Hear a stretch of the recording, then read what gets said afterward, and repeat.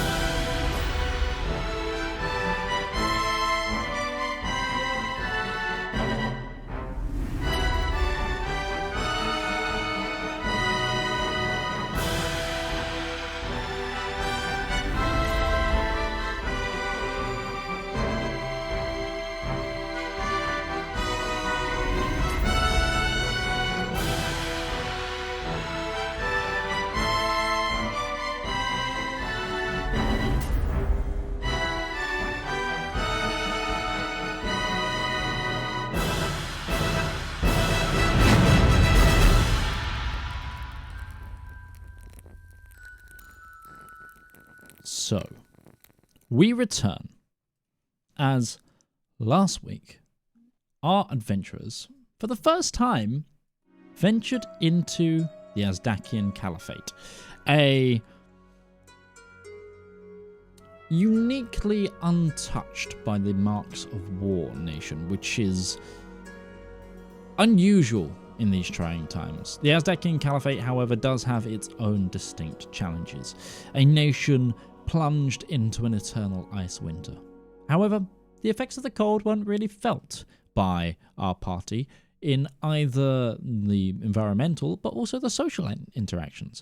They met up with a long-term childhood friend of Ruby's mother, who made the correct introductions to get them into the Azdakian court and to talk to the Caliph, who, at this moment in time, held one of the remaining seals, as in ones that you haven't collected. Not that it works as a seal anymore, because as we know, there is only one of those left in the hands of Iolas, also known as Eladrin the Immortal. However, you were granted pretty much unopposed the scales of law, which we'll be getting onto in a minute, but you were asked and advised to go and speak to a mysterious creature or entity known mostly as the Ice Witch, the entity that had plunged the Caliphate into its eternal frost, for they are someone who interacted with the hero and might have more answers for you. With that in mind, you sought about to do a little bit of shopping, try and find some supplies that might help you in your oncoming journey, and also for the future battles ahead. We left off as you entered an alchemy store and met a rather refined gentleman who was selling you potions. But yeah, it's complete with 11 herbs and spices. We left off with you guys in the alchemy shop, just finishing up the transaction. Also, like we were just discussing during the intro, I have now given you the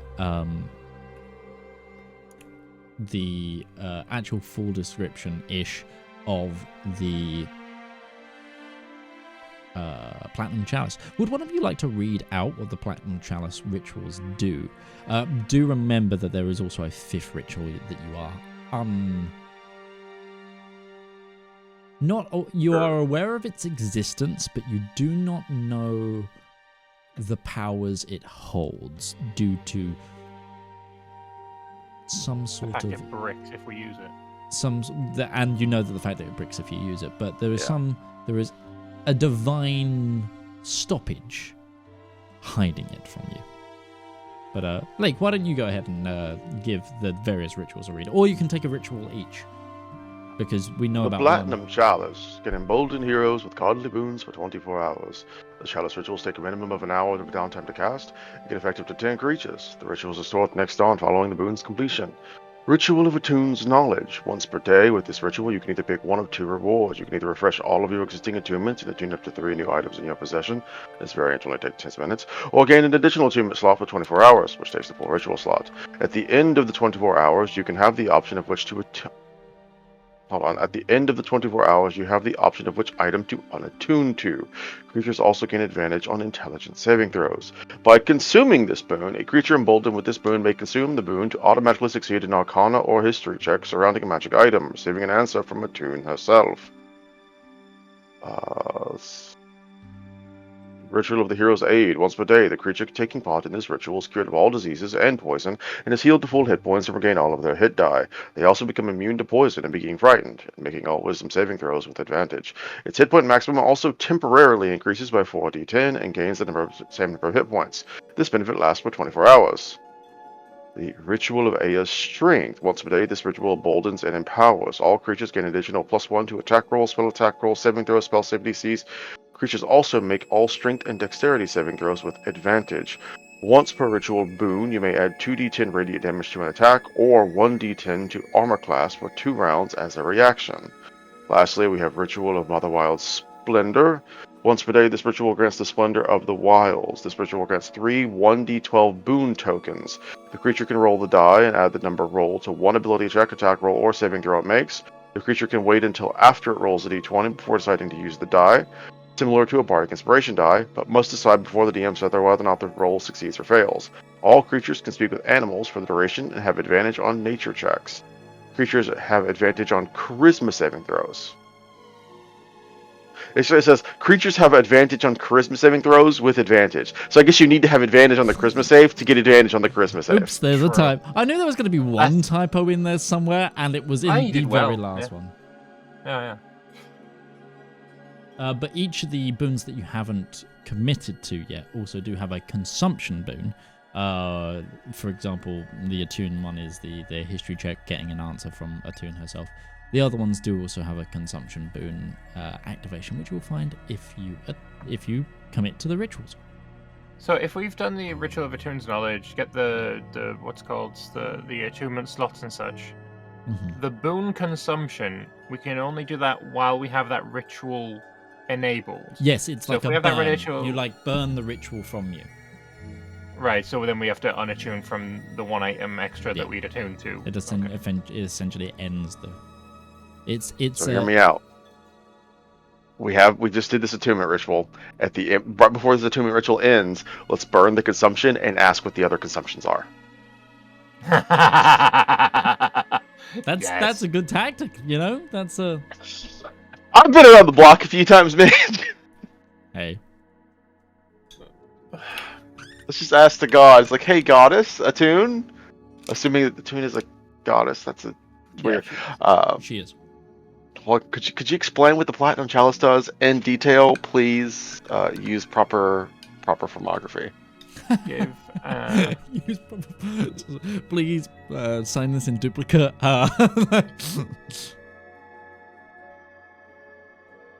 Goddess of knowledge, give knowledge, please, thanks.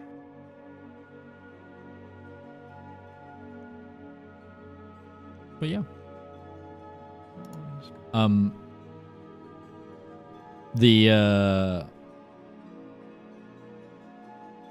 You also discussed going to make potions of psychic resistance as well.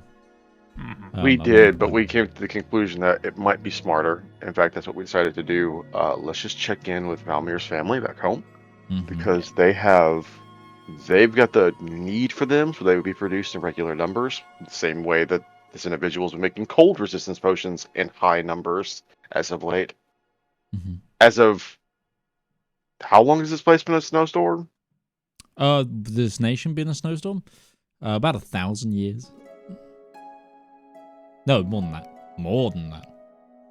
This the Caliphate went cold before the Green and Pleasant Day.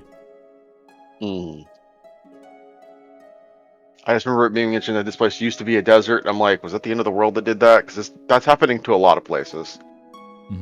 No, this was actually... It's one of those things of... The Caliphate disasters were actually completely devoid of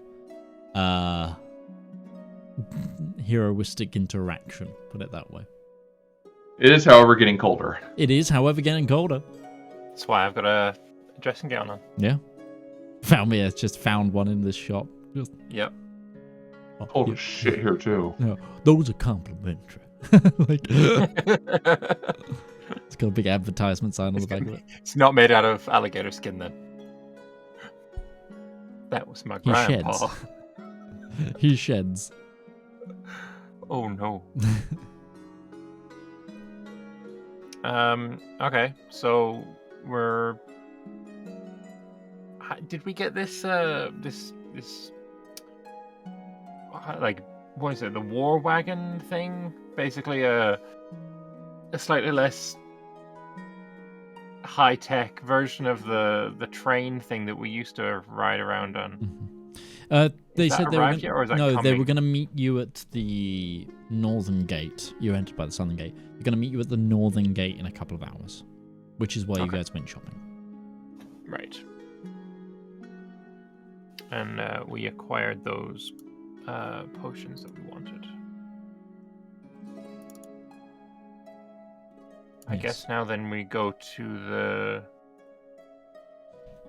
northern gate, right? Unless there's something else we want to look around for. We have our confirmation here that we do have a war sled. We've actually been getting promised the best guide the city has to offer to get us where we're going with that war sled. We've bought potions of cold resist for when we aren't in the war, or for at least when you all aren't in the war sled. And we gotta just presumably go through. I don't know. Anybody else getting some Aureus Trials vibe off of the Ice Switch home? Either that or we have to fight her. I don't know. Well, if we're going here to talk to her, if we got to fight her first, like, I mean, hey, stranger things have happened. True that. Is she seen as benevolent or malevolent in this area? Like, she is seen as malevolent here. Okay. They're cold as ice. She cursed the lands. Yes, she's the reason it's cold. Yeah. So they wouldn't mind if we did kill her. They'd be pretty happy with that. I mean, we need information. Let's avoid fucking with more entities than we need to right now. Yeah. Unless push comes to shove. Just thinking, is that one of the reasons why he's sending us there? It's like, oh, this adventuring group that we have heard so much about clearly is. Let's try and fix this problem while they're here. Well, I'm more confused about why they want us to go to her. They never gave us the why, only that we should. I mean, the brief knowledge they mentioned was that if you're looking for these, this individual interacted with the hero. Yeah, it was the last prayer that they received from the head of their pantheon, which is Oasis.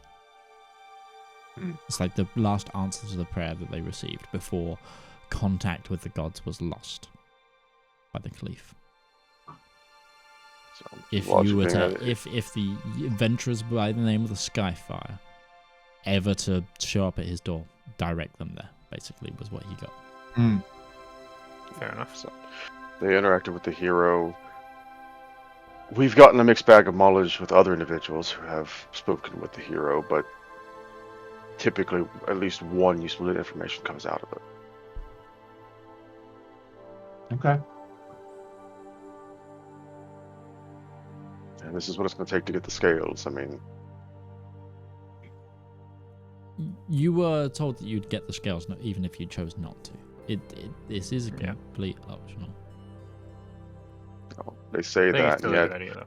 we've been prepping to leave, and these scales that were supposed to be delivered to us are still nowhere to be seen, so...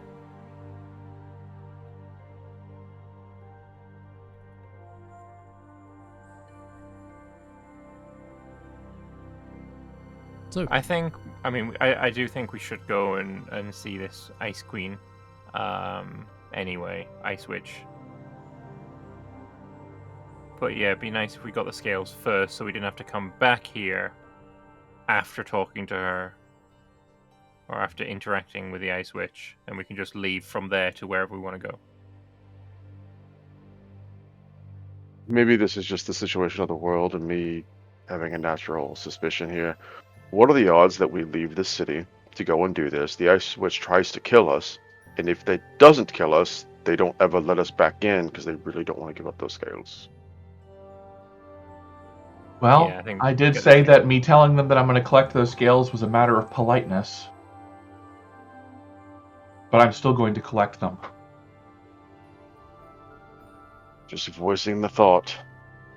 If Breton just very quickly, you know what, I'll go ahead and cast a Detect Magic, why not? Are there any magical wards on this place?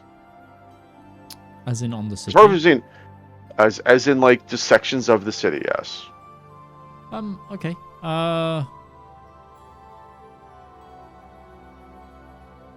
You are as you reach out with your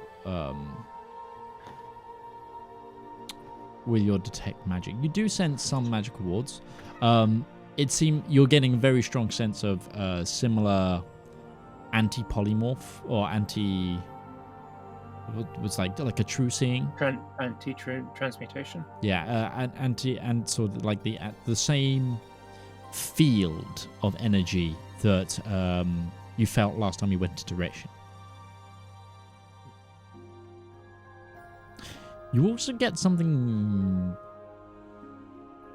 slightly deeper,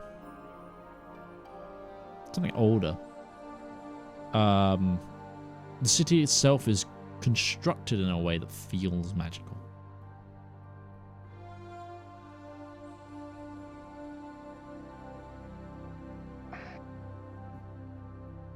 Use a Faerunian term, feels like a mythal. The city itself had a baser magic that was placed upon it in time immemorial, and magic has just lasted forever. Don't know what that means. Ruby shrugs. Also, the baser magic that you get seems to be an enchantment. Probably what makes this entire region at least somewhat tolerable for temperature. Yeah. The steam helps, but when we walked in, we went from freezing our butts off to not instantly. Oh, my magic. Either way, Enchantment it's- magic can do a lot of stuff, but it wouldn't do. I don't think it would do that.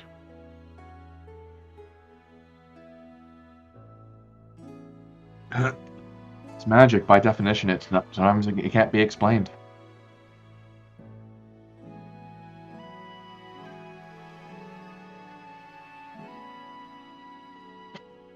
Everyone just kind of looks at Ruby as the individual who probably knows the most about magic of everyone in this group. I thought that was the point of dividing schools of magic, so that you could define what those schools of magic were responsible for. Sure. Sooner or later, we're bound to run into something we haven't seen before that doesn't fit into the typical paradigm. Goodbye.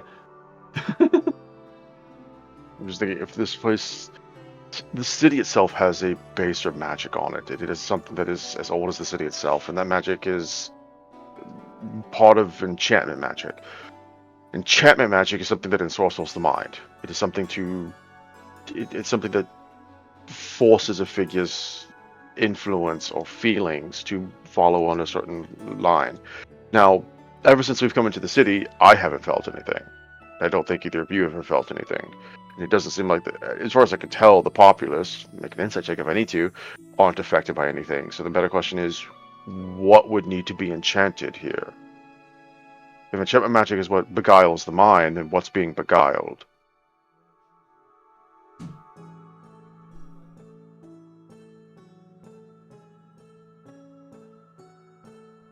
Make a...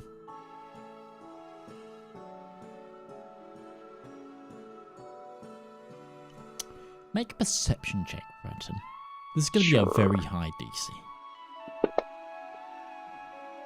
Well, I'm guessing it's not a 14. Oh, okay, nothing to expect.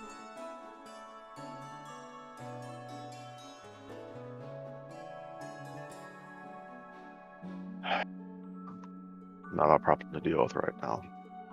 Either way. Just triple checking. Lambert, you here? His Discord is not coming back. Okay, because he's reconnecting and disconnecting on my screen for a moment. Well, he typed in chat there. Oh, did he?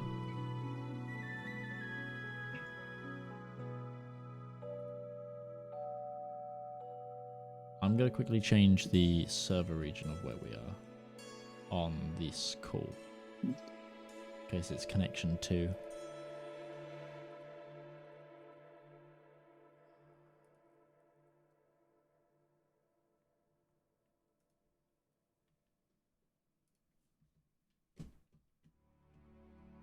See if you can reconnect now. Well, in the meantime.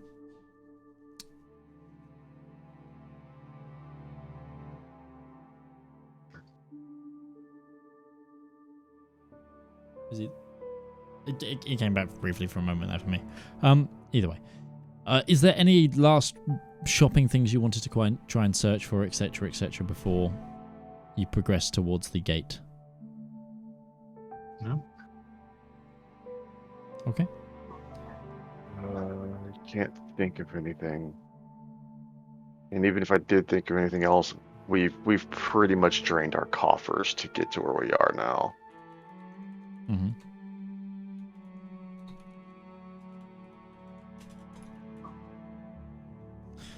Okay.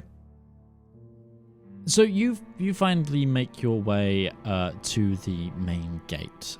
You take your hippo taxi to the northern gate, where you see this almost like a locomotive front shaped piece of machine.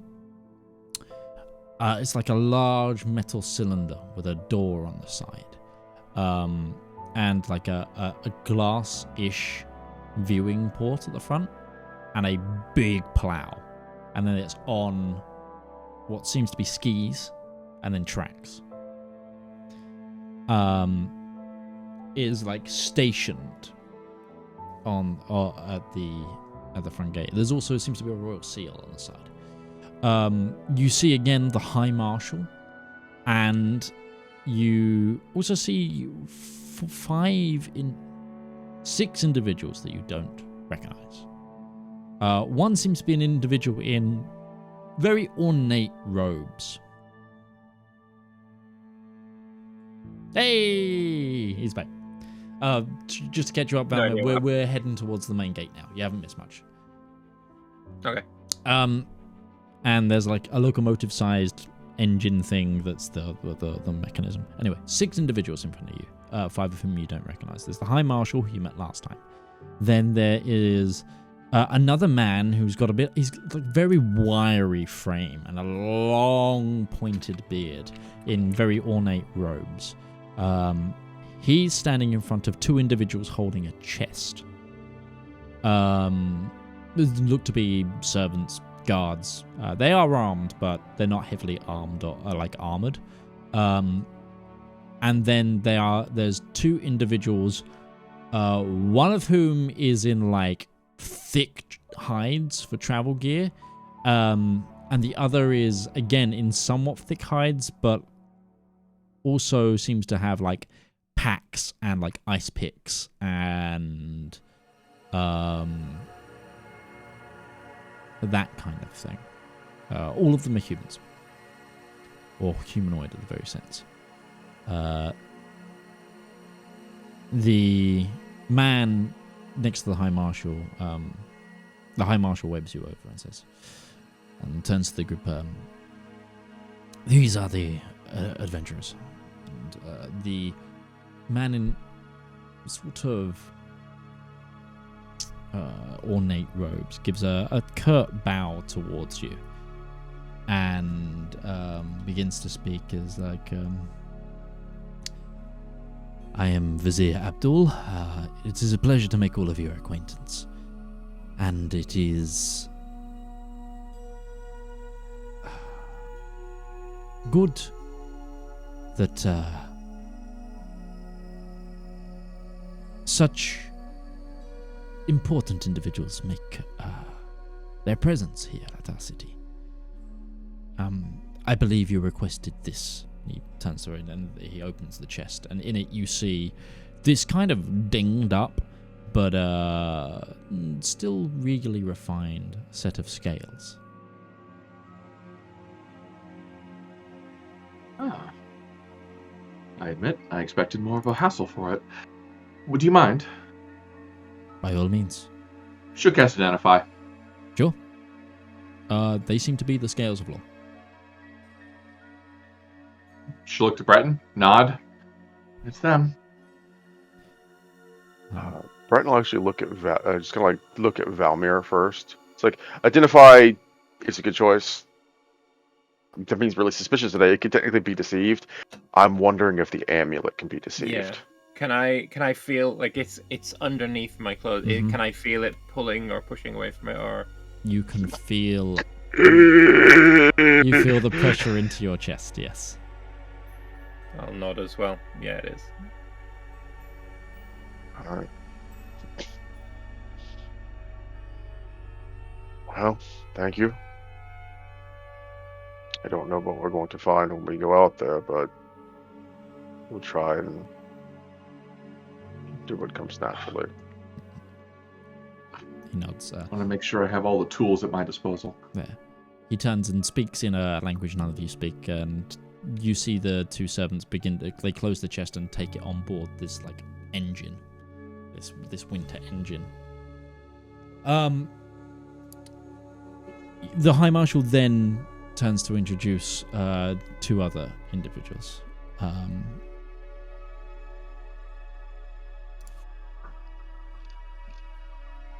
He first brings forward an individual, the one that is like heavy clad with like ice picks in like furs and stuff, and they've actually got like what's it called, like face covering, so it's you couldn't tell what they look like to each other before then, but as he brings them forward, they put up their goggles and bring down their like protective face mask, and you see it's an Azdakian woman.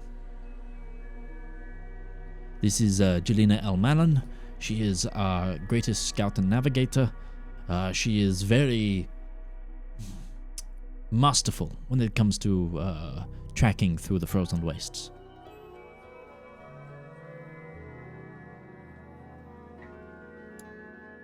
And this... Welcome to join along with us then, for sure. And she just kind of gives you a militaristic sort of affirmation. Like that single, like, I'm here to do my duty kind of nod. And then, and this will be your driver. His name is Awad. And he goes, hello, I am Awad. He also like bundles forward and he actually puts out a hand to like shake your hands. Sure, shake his hand. Sure. Whoa, that's a mighty grip you've got there, sir. I am pleased to be taking you on this journey. It has been. You get the impression that this man is very excited. It has been a while since they've let me control a Class 5 engine, but I'm very, very, very happy to be here. Class 5? Yeah, the High Marshal begins to speak. Class 5 is the armament and scale. Awad here is very, very diligent as a driver, but put it this way, he's broken the rules on several occasions and had to have his fun reprimanded.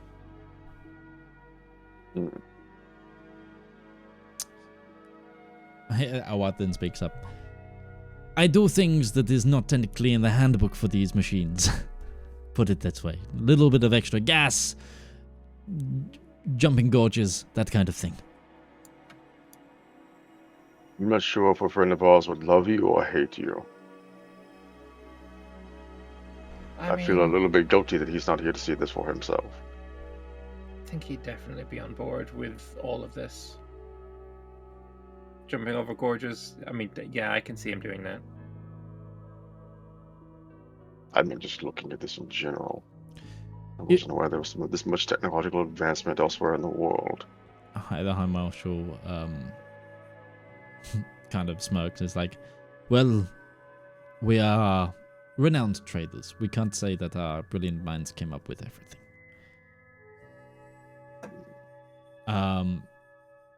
But I would not put it this way. If you got into trouble, you would want Awad at the helm if you were running away or moving towards something at a quick pace. I'm glad to have you along board with us then.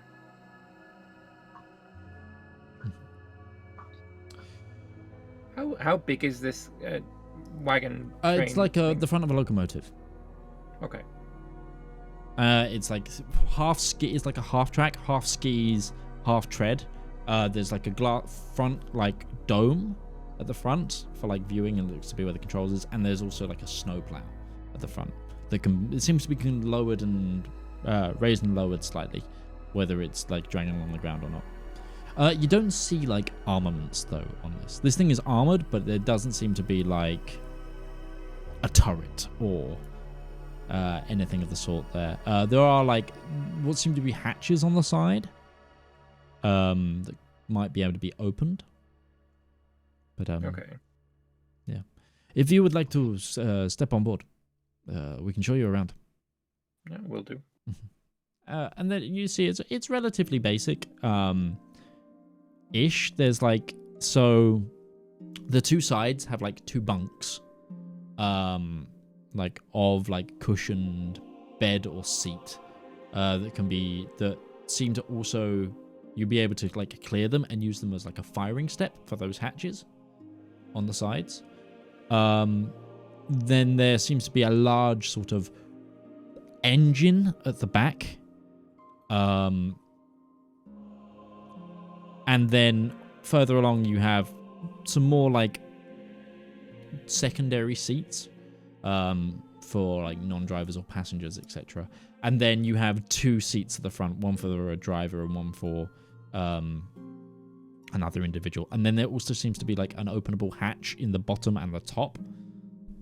Seem to be for like rapid escape, etc. There seems to be near the engine, there seems to be like a cabinet full of tools like shovels, picks, climbing gear, etc., etc. But other than that, it's not like it's got Here's your ammunition locker, etc. It just seems to be giant snowmobile. Snowpiercer with tracks as well. Kind of thing. Alright. The only way to travel in this very particular part of the world. It's not here. It's the certainly not the only, but probably the warmest. That'll do for me.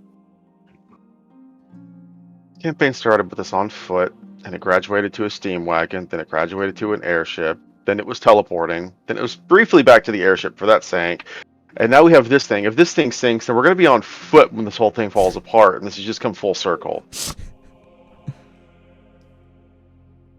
I'm just saying, I recognize patterns. Sure. Well, imagine we have at least 2 days to get to know these people, so let's enjoy our trip. Both the High Marshal and the Vizier also like put out their hands to like shake them as like say good luck kind of thing.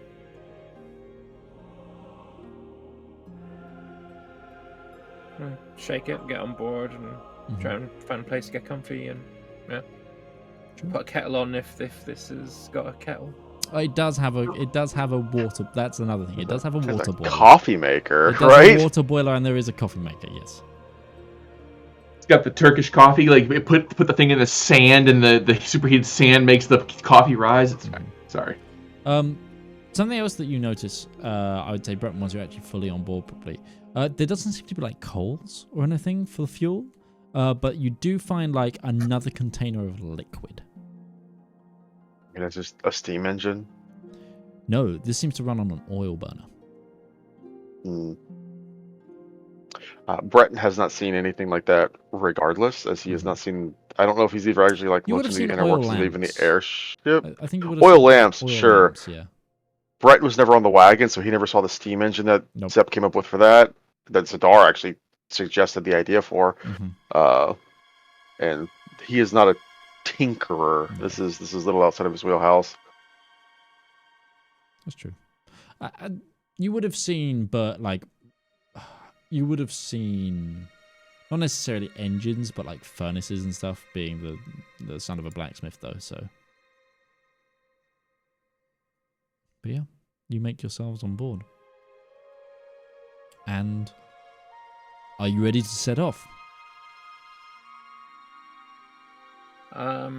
Yeah, I think so. I don't think there's anything we should be waiting for. I think that's everything, yeah. Okay. Ruby can regale us with what the scales actually do now that she's identified them. Sure. Yep.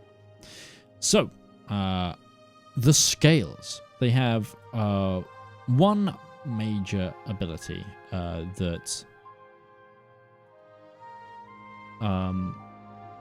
you can see about them is... Well, they have one sort of active and one passive, shall we say. They can be used as a spellcasting focus, for one thing. But their main attribute is the fact that you can change the alignment of a magical item placed on it on one side of the scale to the alignment of a magical item on the other.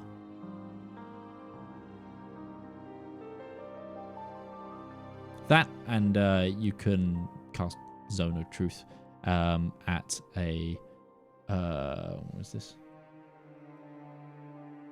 100-foot radius from them. You say change the alignment of an item. Yes. I'm gonna need a syntax for that one. I'm gonna need to. Sure. What is an item's alignment? So, I mean, yeah, my blindfold, I guess? Just turn it evil? yeah. For example, if you had an evil object on one side and a non-evil object on the other, you could do that. Could that work on something like, say, the Shroud? Quite possibly. But what good? Because I'm not giving up the blindfold. That's out of the question. But like, what good aligned item do we have that we don't care for, that we are happy to turn evil? It doesn't consume the item. It's the other way around. It doesn't. It's just one side.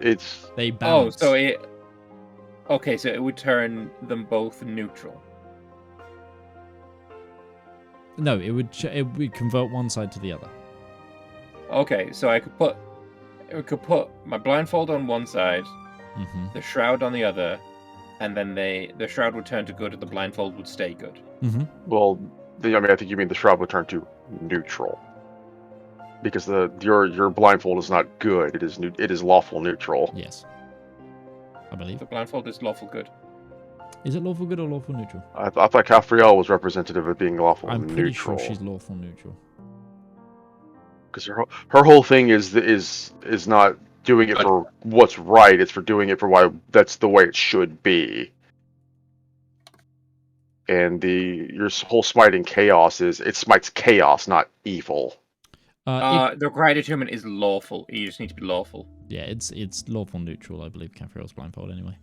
But which lawful neutral is still better than chaotic evil or whatever the hell the shroud is. It can also dispel cursed items. That's useful.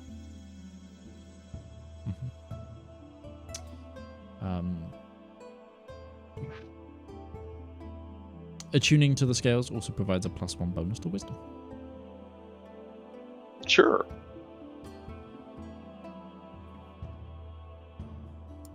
Hold on to him for now.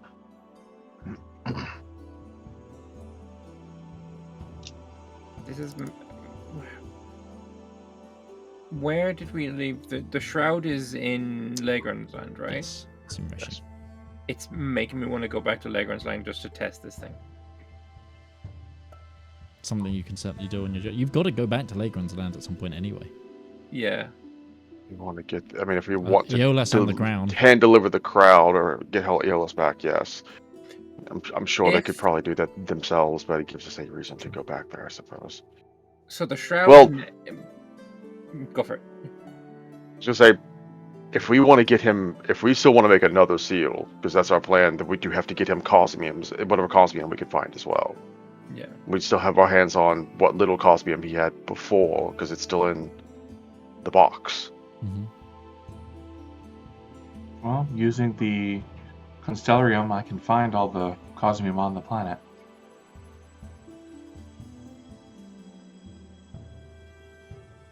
So, question. Say we go back to Legrand's land. Blindfold on one side, shroud on the other, turn the shroud neutral.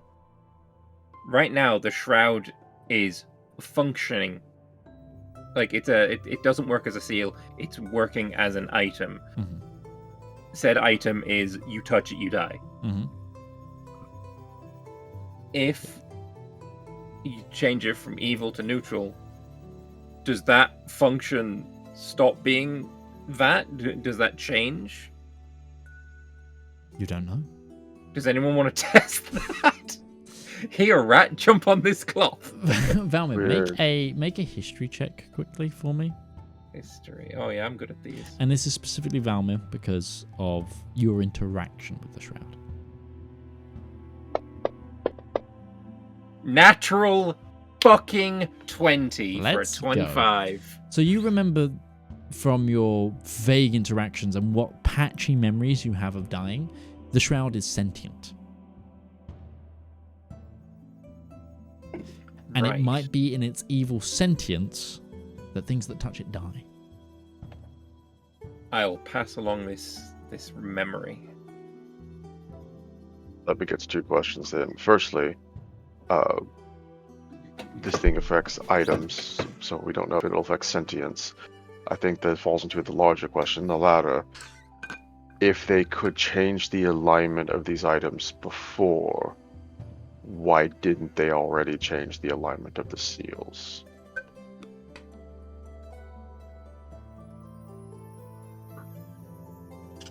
Or did they?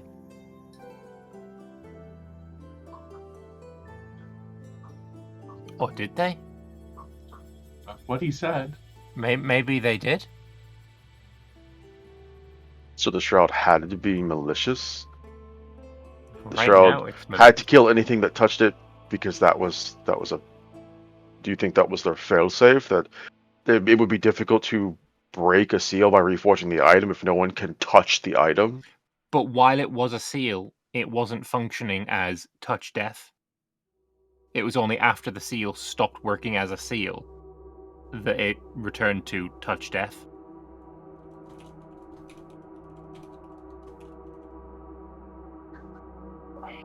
See, right before this looks up happened, it wasn't instant death to touch it. But now that it's, no longer functioning as a seal, now it is deadly. Or reforging it returned it to its state before interaction. Or breaking the scales / turning them into a seal broke its hold over anything else. Maybe. There are plenty of theories. And none of them good. Hey, Attune. Worth just trying. Yeah. Less evil in the world's a good thing. By As long as definition. you got a nice Bundles pair- up even tighter. I'm sure the Iron Duke has a nice pair of tongs. It means we don't actually have to touch the shroud. Question, Ruby, because you are the one with the spell. Do you need to touch item for identify? Yes. Balls. Unless you use distant cast. Yeah. Lapse in sorcerer. Is that not... Can you do that or no? I can. I think that's how you did it before. I don't know if we ever identified the shroud before. I have used distant cast before, though. Maybe you didn't do this shroud before. No, because it was recovered. I think the way we recovered it in the first place was Breton picked it up with his sword, and then we basically put that in Zep's workshop for Zep to secure. Yep. And we did some experiments on the actual necrosis that came off of it because we found that it was destroyed by radiant energy.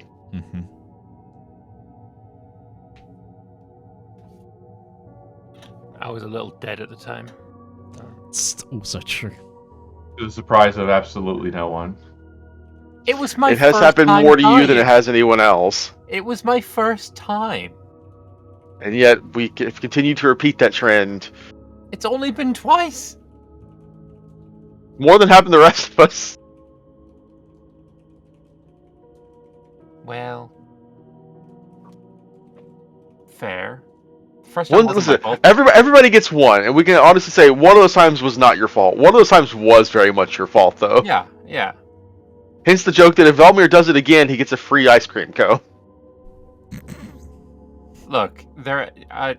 Actually, with that You history get to check, 10, nat you 20, get a free parapet of wound closure just because they think you need it. You have one. I know you do. Your life insurance is going to go way through the roof, though. Premiums are Oh, so yeah. high. Oh my god! Can you? Yeah. Also, anything you had that was for life. Yeah, it ended when you died. So Even you know, if you come you know back. concepts where D&D worlds go into the future, and it's modern day or futuristic D&D worlds, but it's one that's developed from a fantasy world and still has the same old gods, but they appear in different ways. My whole brain is now the god of law is a judge, as actually a Supreme Court judge, but the god of death is just an insurance premium advisor. Well, we know what happens to those in the States. Hey-o! Hey-o. nothing bad. I remember when I died with the shroud around me. That's not when I saw the pool of water and stuff. That was because I was in a room talking to my dad, who was covered in the shroud. If I remember rightly, which I know. I got a nat 20, so I assume maybe that is the case. Also, No, I Ruby, think you pool died of- twice as well. I think the pool of water was Shroud. Pool of water was Shroud. Okay. Yeah, I think the other Do one I was the remember other that one. then with a nat 20? Yes. I'm because immortal, guys. I remember the pool of water, like the scene around it was all black and like shrouded curtains.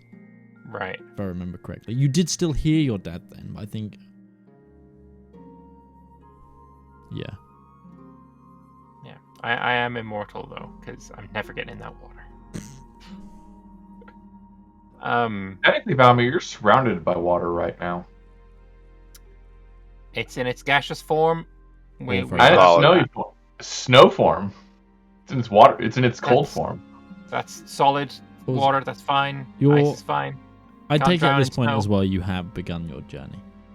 Yes, this is all happening on the way. Yeah. You've noticed. We have 2 days, and we have, Yeah, like, it's we're a little antsy because it's just like we're just sitting here for 2 days while the Yeah. world falls apart. And there is 2 days of theory crafting. There is a bit of a hum to this machine. But also you do notice the two, like the explorer and the driver are, when you guys are talking about all these things, are just kind of like talking in their own language. Like, Breton, you're perceptive enough to work out you think they're commenting on what you're saying and how, like, because you guys keep talking about, that time I died. Yeah, but Breton, you've died once. Ruby, you've died twice, and I've died twice. We're Once. counting the time that we went. Well, no, then you would have 3 times if we're counting the time you went to the. I went through the portal. You guys went to see the gods. That part's the death. Mine wasn't the death. You faced judgment, and you decided to go back. That's the precipice of death. I'm pretty sure the precipice was going forward because the queen didn't die because I brought her with me. I'm fairly certain that counts as her having died as well. Because that was the place of judgment, which you find when you are dead. But you went through the doors and past the bridge and all of that. That's That was the that's line of more not death. being able to come back. That's usually what death is. Feels like that not coming back is for most people. That's what death is. I've died once. Twice. Once. I do not accept whatever fucking definition of going into the afterlife alive counts as dying. I'm If you want to pretty use this sure game, above table DM has said that yours counted as a death. Okay. Ruby says fuck no it doesn't. Okay. My heart never stopped beating. Yeah. are we going to count how many times a person has had to be resurrected? Because that means that number is still higher for you than anyone else by a large point. Because technically, Ruby was never resurrected. She came back on her own. I feel like when there was the shroud, there was no revivify cast on me then. Yeah, it was. Yeah, it was. That was my dad saying No. like if So you are misremembering because whenever Revive is casted, I still give the player the choice to kill that character if they want to, and it not work, and the spell not work.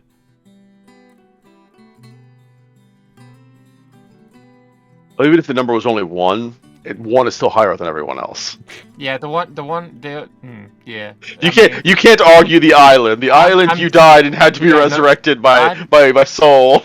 My argument is 2, 2, and 1. That's where I'm going with it. You're wrong. I mean, that's your perspective. So this is the actual conversation that happens in character the entire ride there. And I imagine after like 15 minutes, Brett is just like, he just goes to the internal place as like you're raised as a kind of servant. They're just like, you gotta find your inner peace to like maintain just whatever situation is going on around you. Let's ask a tune. Let's drop these frickin' achievement slots. Per my attainment, did it count when they died that time? Was that a death? Is it only death if you get resurrected?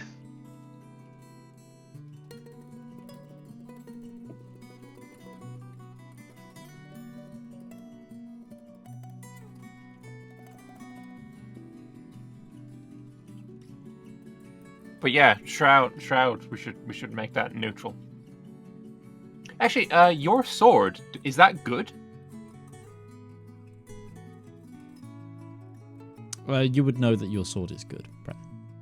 So we could turn the shroud neutral or good.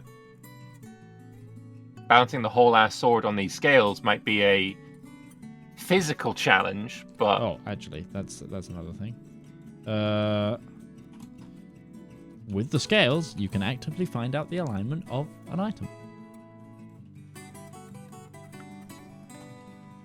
What are the scales alignment? Neutral. Even Oh, judge, even judger. That's better. Use the scales on a mirror. You do that, they just fold in on themselves.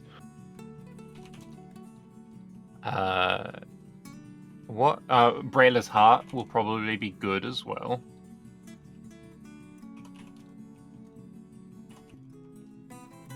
Actually, while we're just here, with the finding out the alignment of an item, do you need to attune to the scales to be able to do that? Yes. All of this requires an attunement. You need to attune to something that will give you access to your spellcasting. Didn't we find out that the scales wouldn't help with that? The scales are attached to a divinity, and it needs to be an item that you can attune to gain that benefit. That's why the chalice isn't working for you. Oh, chalice, right. Yeah. Okay, let me have a look. Honestly, It might be frustrating, but it might be as quickly as you are allowed to use the shield. It might be time to give it up for your spellcasting.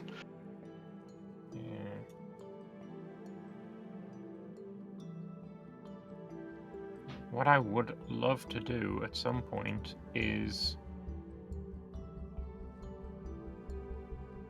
find just a regular +1 glaive that doesn't require attunement and get just as much benefit from it. You can probably find a +1 glaive pretty quickly.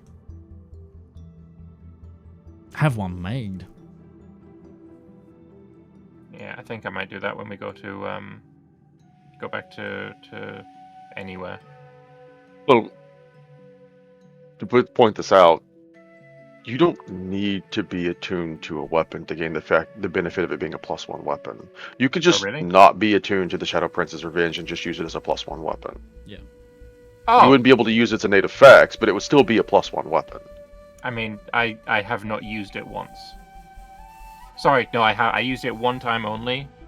Remember in that cave and there was the river and it was a portal to the Feywild, and I had Ruby cast like Firebolt on me so I could teleport across the river instead of trying to swim across or anything, or get Vaguely. across any other way. I Lambert, think that is the only time I've used it. Lambert coming out here with memory working. What's Look, happened? Bad memory is weird because it's more that I don't choose what I remember. Random shit just stays there. Right, yeah. Not only can I not remember that, I don't remember if I was Zedaar or Breton for that, so... I think I have no idea which one. I think it was. This is pre-Breton. This is before Zedaar left the party. This is okay. Litless, Because so, In that case, I'm going to unattune to the Shadow Prince's Revenge and just use it as a +1 glaive. Okay. And I'm going to attune to the scales. If you're not attuned to a weapon with Hexblade, you can't use it with a Hexblade weapon. Oh, really? No, because Pact, yeah. You have to. Well, no, sorry, he's not a Pact of the Blade. He's a Hexblade, so his whole thing is just. Well, I'm saying I don't think he can use his charisma modifier. Oh, that might be true. No, that's just you pick a weapon when you finish a long rest. I have to double check my ruling on that one. No, to my knowledge, no class ability requires an item that you're attuned to. Yeah, no. There's nothing to do here with attunement. It's just I need to be proficient with it. And it needs to Unless you're some Pact of kind the of Blade. property, unless I'm Pact of the Blade, which I am. Yeah. No, it just needs to be something you can touch. It's just a ritual you perform at the end of a rest.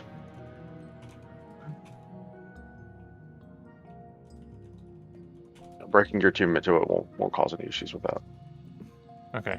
Well, now Shadow Prince Revenge is just a +1 glaive that looks really cool. You know what's going to And- happen now, right? And the what? Situations where you could activate that are just going to come up constantly. Yeah, now we're going to be fighting so many mages. It's going to be crazy. And I'm going to attune to the scales. And with the scales, I would like to go full circle, and I would like to see what the alignment is of the Shadow Prince's Revenge. Okay. So you begin the ritual of alignment. Please place a copper piece, a silver piece, and a gold piece in the scales. 1766. 0 silver pieces left. Even with implements of the god, we cannot escape the bureaucracy of payment. It was tithe when we were in the Rien. We had to pay the fucking adventuring tithe. It's been everywhere we go. It's like you gotta make a donation, or you gotta handle this, or you gotta deal with it. You must have this much money in order to pass go to collect $200. In this case, even in the implements of the seals that hold the universe together, there is a price that must be paid. I mean, you got to pay the boatman as well. I mean, everything. Like, go revivify, very holy. Got to pay the diamond. These gods ain't frugal. They need their money. Sorry, you all just got a lake rant. They don't come out very often, but they're just full on. No, this was Breton. No, this was not Bren. This was okay. Lake burst into the fucking room and just ranted all over all of you. It's like, really? This too? Yeah, so I now have no silver anymore. It's my only silver piece. But yeah, I pay the tithe. Cool. The gold piece is left behind. The other two Oh, are sweet. consumed. The Shadow Prince's Revenge is an evil weapon. Surprise Pikachu face. The name kind of gives it away, huh? Yeah, and the description of a what's it called? A gilded mithril glaive shrouded in shadow magic. Like, Can I? Okay. Caphriel, glaives is her thing. sure. Caphriel's blindfold, obviously her thing. Can I put the blindfold on one of the sides of the scales?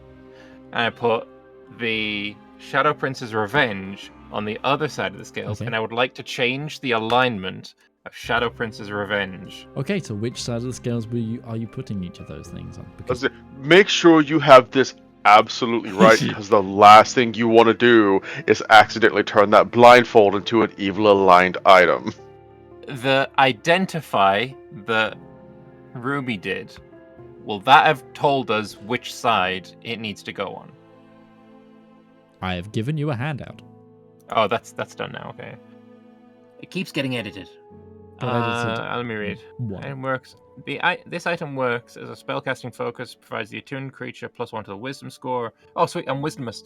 The scales have the power to break curse on magical items placed on the scales, as well as convert the alignments of others. An item placed on the left scale will change to the alignment of the item on the right. Okay, so glaive on the left, blindfold on the right. Mhm. Item placed on the left will change. Okay, yeah. Glaive on the left, blindfold on the right. Okay.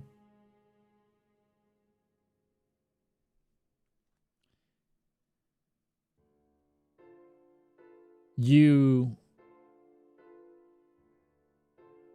begin the alignment ritual.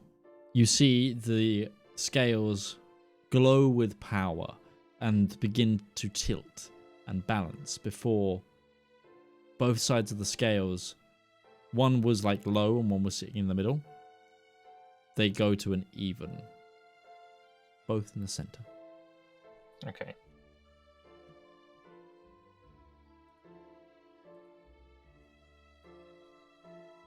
Alright. I think now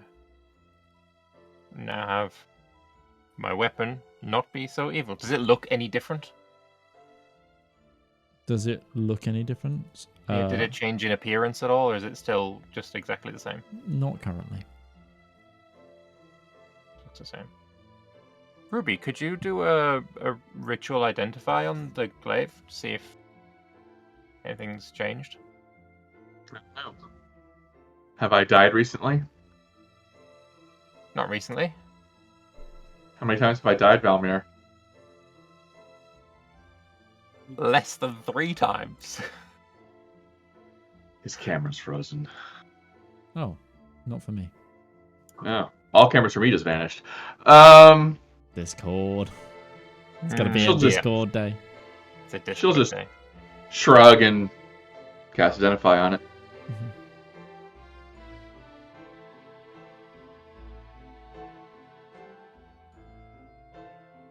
Um, Huh. Nothing magically has changed about the glaive.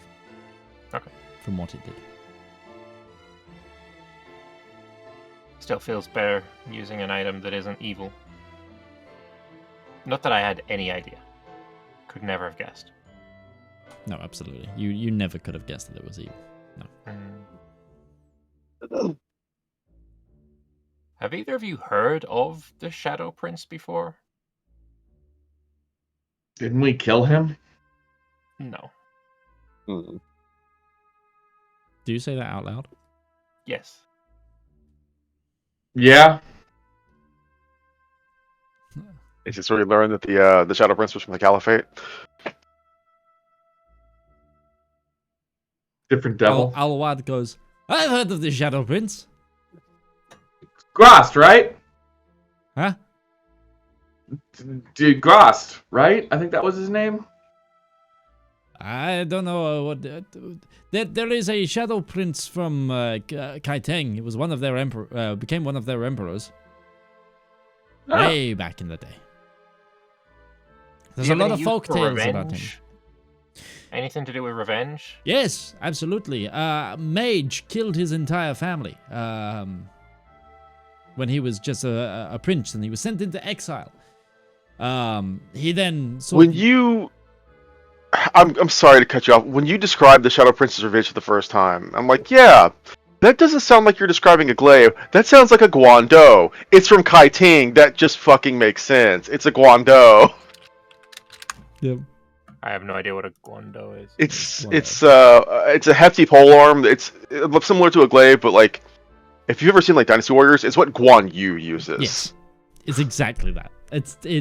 Funny enough, it is designed off of Guan Yu's Guando. In my brain, it's the Dynasty Warriors 3 one. Oh, yeah. Wikipedia says that glaive and Guando is basically the same thing. Yeah. It's an interchangeable concept too. Yeah. In Japan, to be a naginata, it's all very similar craftsmanship. Yeah. Korean no, this Waldo, is- very cool. I have This freeze Waldo, drive skills. I have it. That's the most upsetting thing I've heard all day. Someone else has freeze-dried Skittles. Freeze dried? Yeah. Doesn't mean they're cold, it just means that they're very crunchy. Okay. Anyways, he continues. Yes, he was a sorcerer killed the entire imperial family except the prince. The prince went into hiding, then came back many years later and killed the sorcerer, and then began trying to purge sorcerers from the realm. He was eventually overthrown. See, that story wasn't evil until you got to that last bit. Yes, What? and then he was What? overthrown by a populist uprising. What did he kill the sorcerer with? Apparently a glaive. I think it was this one. Did you really need to ask that? Was Look, that I really? mean, it was- Was that really the biggest It point of was. question? It was the tip of the cherry. Let's say that definitely Yes. tracks. Makes sense. I based believe- on what I this be- can do. I believe the peasantry threw him into a volcano. I've seen that movie. Was that volcano in Modwin? Why would it be in... Where is Modwin? Where is the volcano? I don't know, it's a story. I don't know if it was a story. That seems like history to me. How the hell did a glaive that was responsible for slaughtering a sorcerer and was wielded as the crown weapon of a royal prince that was overthrown by his people wind up a continent and an ocean away. With the dwarves. Magic is a funny thing. It lets shit do anything. How long ago was this? It is an ancient story. Back when the king that never was still a carpenter? Sorry, broke Midge a little bit. He was a bullshit the best prince, part is- and you know it. I knew it was gonna break Mage, but seeing Mage break in 2 stages as he laughed at it, and then really realized what you applied and laughed at it harder. Alright, that's it. We're going back to the alligator. All what depictions of white Jesus are just Cesare Borgia, and everybody knows it. Anyway, That is true. He responds, oh, I mean, it was back when the Caliphate was a desert still, at the very least. Speaking of, why did the Ice Witch curse this world, or your land? It is, it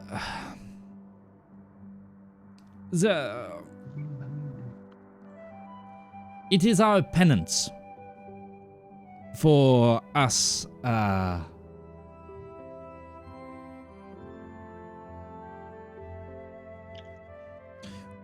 we strove to be masters of the land, and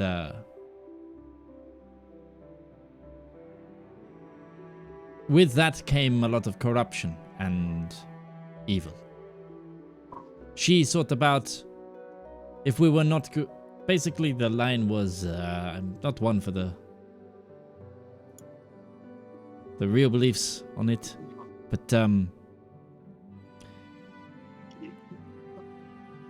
basically the idea was that we had harmed the land so much and harmed nature so much that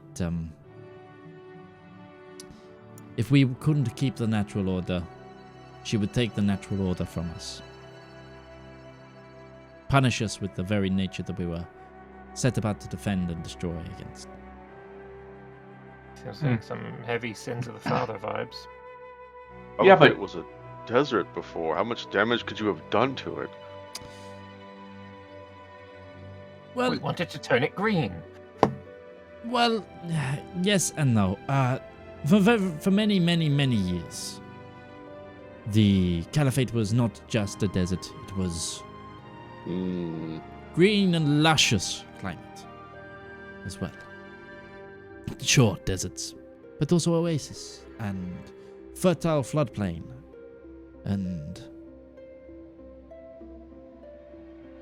well, many riches of the soil. Now, we were not by far the only people to destroy it. It was left ruined in the great holy wars and the war for the heavens and the war for all of those ancient periods. But eventually, our people began to harness the power of the river, move the river, command the ecosystems to our own will, bend existence itself to our will. And with that followed the horrors of which humanity can fall to sometimes. It was a punishment as much for that as it was anything else.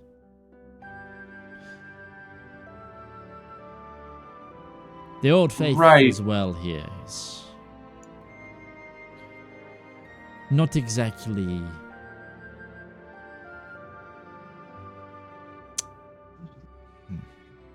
yeah, well, that was what, 40 generations for you guys ago?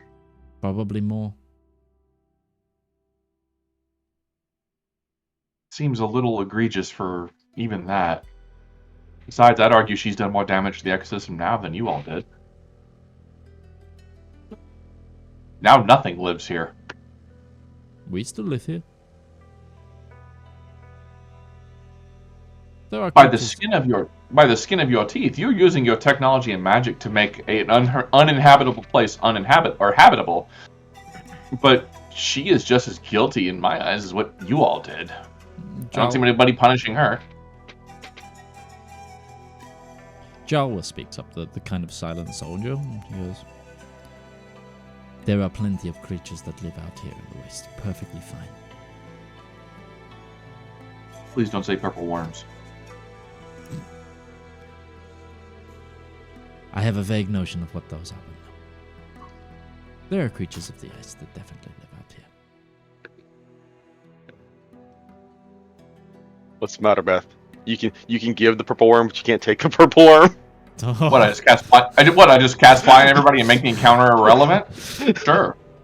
Sorry, that's a story for another game. We thought our way through that one just a little bit quickly.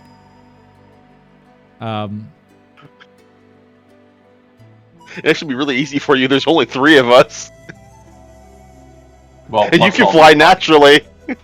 Plus all the, NPCs. Well, yeah, protecting the ship would probably be a problem. There you go. That's the miracle. That's the miracle.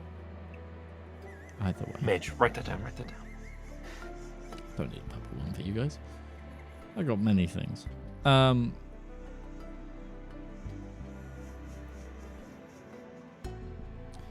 Yes. Our people grew. I suppose you would call it evil. I think it's evil. But, greedy. Wrathful in our ways. It is a deserved punishment, frankly. And like you say, we have adapted to survive. And now, it is balanced.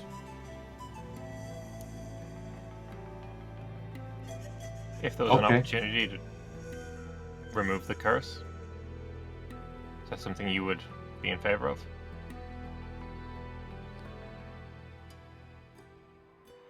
I feel that would be something a lot of us would be in favor of. Nobody wants to be cursed. But if you've got a curse, you just live with it. No. We've literally just picked up an item that can remove curses on items. Yeah. Not all curses should stick around. A god just gave your king, or not, your caliph, a vision to direct us to go and speak with this witch that set this curse. So we heard. Maybe your fortunes are changing. That would be nice.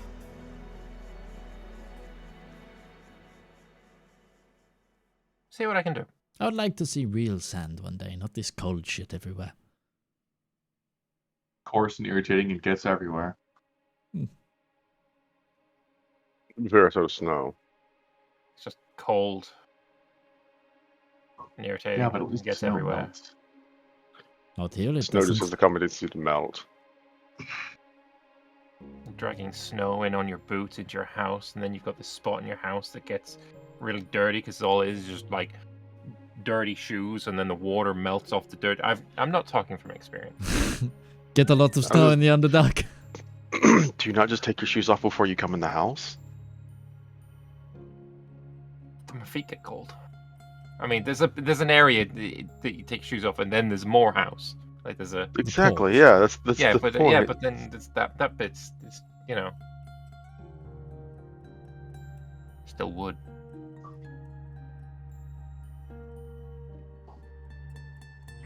Two days of this conversation is our journey to the Ice Queen. Well, this is the part of D&D you don't normally see. Before we get through day 1, I would require someone to roll an at advantage d20. I got it. We got it.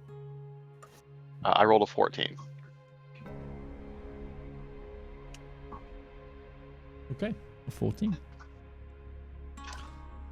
It gets towards the end of your day. You've been traveling for some time now.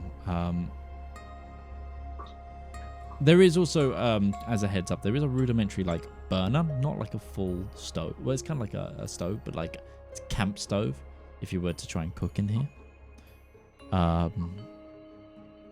But you start hearing like, and you can see on the glass front, the reinforced glass front, just a violent windstorm is beginning to pick up. Looks like we're going to be hitting into a snowstorm. Oh, goody. It should only slow our progress. We shouldn't have to stop or anything. Unless you'd like to. No, I'm good. Progress is good, I think, even if it's slower. The image of Ruby and Valymr just increasingly bundled up while Brett is just standing there with his arms crossed, because he was raised in the peaks of mountains, and it's just like, I mean, it's cold, but I mean, I wouldn't say that like. It's like someone talking to somebody from North Dakota. It's like, yeah, we're still in shirt and t-shirts. It's like shirt and t-shirts weather, short and t-shirt weather. Yeah. Meanwhile, you got a girl who's basically from South Spain as far as temperature comes from. Yeah, like all southern France. It's like Marseille, very least. Anyway, it's very warm almost all year round. So. Yeah. So no, fuck that. That's cold. She's got a scarf. She's got a hat. She's got her sweatshirt and hoodies. Yeah, and the heating's on. Yeah. Like, it can get cold underground, but it also gets hot underground. I mean, there's the various, maybe some fire giant is farted further down the tunnels, and then he gets you wafting up with this nice warm air to warm the tunnels. Is that really what you're going to do to your people? It's. I'm sure it's not that, but something got to explain the hot air. I don't know. I gave you the chance to walk that one back. Be happy. Thermal activity, my friend. You could have just said volcano. Oh yeah, no, but this is just what we teach the little ones. Right. They think maybe that's how it got there. Underwater volcanic or underground volcanic activity. Yeah. It's Or fire giant farts, I guess. Flatulent humor entertains the kiddos. You are able to go for another, say, 2 hours before your driver turns around. It's like, okay, I'm going to try and find us somewhere to camp and park for the night. I need to get some rest. Would you like somewhere that's warm and dry and free of wind? I mean, he knocks the side of the machine. We've got... Okay. I'm not going outside to camp. I'm just going to, turn off the motors and the outside lights and. How much snow would generally fall in one of these snowstorms? Are we in danger of this whole thing being buried? Is it possible to get us going if that happens? Or is it like Antarctica snow where it's just wind and cold? We will be slightly buried, but the speed of the storm is too high to really lay too hard. Okay. Besides, once we turn on the engine again properly, onto full heat, a lot of the drift will just melt around it. Okay. So snow does melt here. Oh yes, the snow does melt. It's the ice that's kind of the problem. Hard, compacted ice. Yeah. Just the idea of permafrost mixed with sand, just go up to Alaska. That's what it is. Okay. Are you, Ruby? Are you planning on tiny hutting it, or? I don't need to. Okay. If they say they're good, they're good. Mm-hmm. We'd have to camp outside the sled to get that too, because I don't think the sled could fit inside of a tiny hut. No. This thing's large. Okay. Do you want to take watches at all? I'm going outside. No, you can take watches from inside. Does the sled have windows? There's a front window. It's a big against the better judgment, against everybody being pissed off. I think Breton takes his watch outside, just out of wanting to be careful. Close the door. I was not raised in a bar. I will close the damn door. But there's a moment where, like, the door open is just like... all the heat is just gone. Ruby will also step out and protest when your watch starts, just so she can cast alarm. Okay. And give a good circumference around the wagon. Breton, you get the impression that if you don't keep moving during this watch period, that even you would start to feel the cold. I mean, it's pretty cold. Ruby just chattering her teeth through all her layers. Yeah. There's level to the freeze. That's fine. No, he's like, listen, he's not like sitting here without he's covered. Like, he's still in full plate. He's still got padded armor underneath. Like, he's got some layers to him, but no, he's going to keep a watch outside just because it seems like that at least there should be some modicum of effort put into doing that. I'm gonna ask our hosts if they have any books I can read past the time. Our just says, you can read the technical manual for this machine. This is not a lending library. So, you know, if you're traveling around, maybe one of you had a book to read to pass the time for yourself. Make a persuasion check. Either that or Breton will throw 2 books at you. Sure. One is the Wet Nurse and Birthing Informational Guide, and the other is the Victuals of Humankind. We have 2 books with us. It's the same 2 books we've had the entire campaign. 23. Okay. You feel a small sort of bit larger than a notebook size book be slipped into your pocket by Jawal. I'll say, yeah, you know what? Sure. I want to see what Zep is always banging on about with these machines. Okay, you're going to take the technical manual? Okay. I'm going to take the technical manual. Okay. And then open it up and put whatever was in his pocket inside the technical manual. Exactly. Exactly. It's a kid with the textbook with the comic inside the textbook. So it was the soldier that slipped something in your pocket, by the way. It's not the driver. The driver gave you the technical manual. The technical manual, and then I'm going to sit down, get comfy up against the side of the locomotive, hand in the pocket, and put it inside the technical manual and just see what I'm looking at. Midge, this is harkening back from way earlier in the campaign. Sure. The spell lenses. Different colors correlate to specific spell schools, and if a spell is cast through them, they become stronger. Okay. Do they amplify off each other? Like, if I have, 7 evocations and lenses in a row?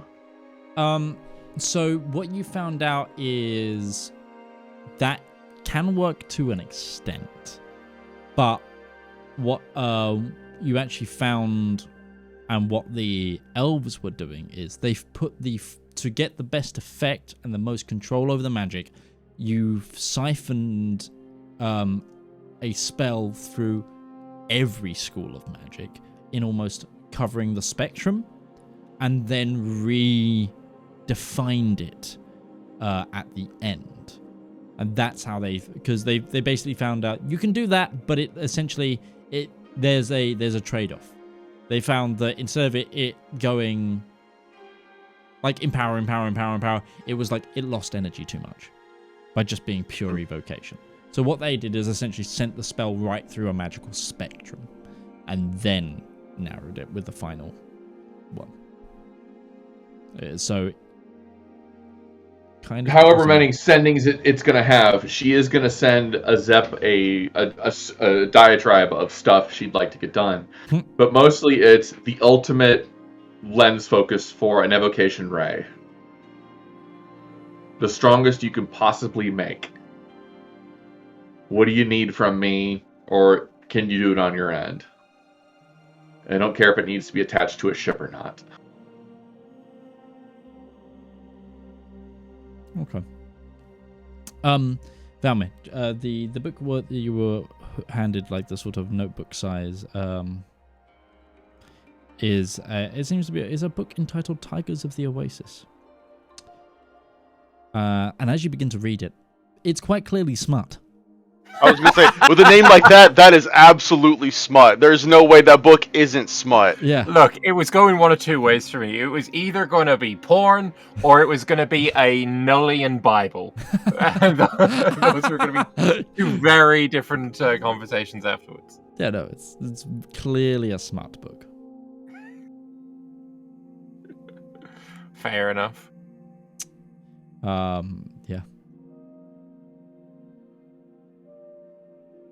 I don't know what to do with this information. Reading it, that's what you do with the information? Yeah, sure, why not? What language is it in? It seems to be a common translation, but there is also Azdakian. It's like one side there's common, one side there's Azdakian. I will start reading the Azdakian side, so I have plausible deniability. It's like, oh, I was just looking at the words, I don't know what it means. Sure. Yeah. It seems to be about a... I look at the Azdakian side, so I have plausible deniability, which acknowledges that you know what you're reading, of course, and you're choosing not to read. You're choosing to look at the pictures. No. He can read all languages. I read all languages. Yes, but to that perspective, it is like I understand what is in this. I could read it. Instead, I'm choosing not to, which has its own connotations. There are pictures. Oh, hell yeah. Yeah, there's a lot of drawn art in there. So what you've just done is you've removed your ability to say, "Oh, I only read it for the the columns." Yeah, but nobody believes that. It is just words. I'll have a quick scan through the manual as well. Do I understand anything in this manual? Technical manual, ish. It's like there's a lot of things of like, if the heaters start, if the heater fails to ignite, turn latch key 3 and hold system power, and it's all words. You kind of understand them, but like in practice, those words exist. Yeah. Okay. And then the smut is about a fabled princess of the Oasis who falls in love with a djinn. Nice. That's really a whole new world. Don't you dare close your eyes. Yeah. So you get that. Ruby, you can definitely set alarm. Breton's taking first watch. Is there anything else you'd like to do once you've set the alarm? Oh yeah, no, you said you're contacting Zep, aren't you? We're gonna need some privacy. Don't need that. Cool. As a response from Zep, I would say that he will start looking into it for you. He'll start beginning the research for it.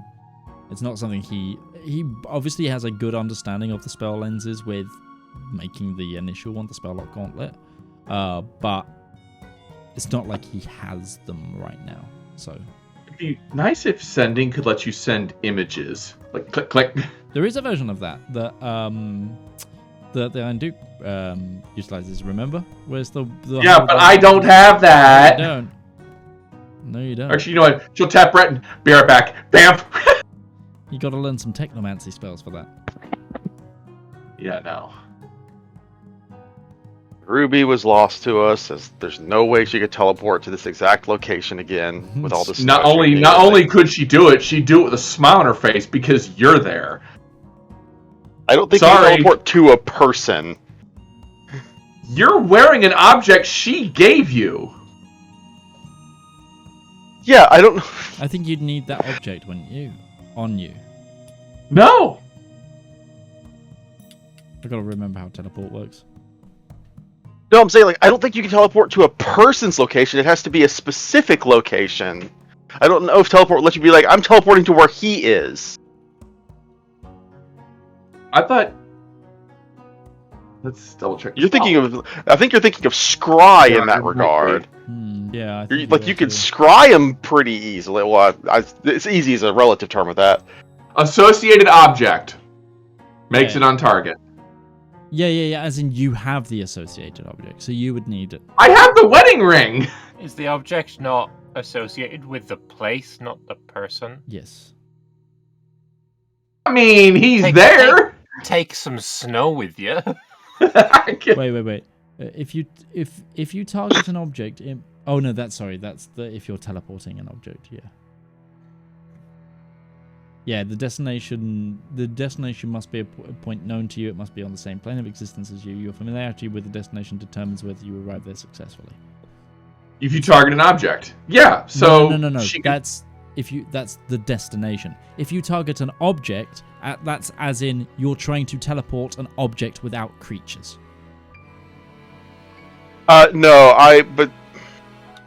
So, yeah, because if you associated object means you possess an object taken from a desired location within the last 6 months. Yes. So if you picked up technically if you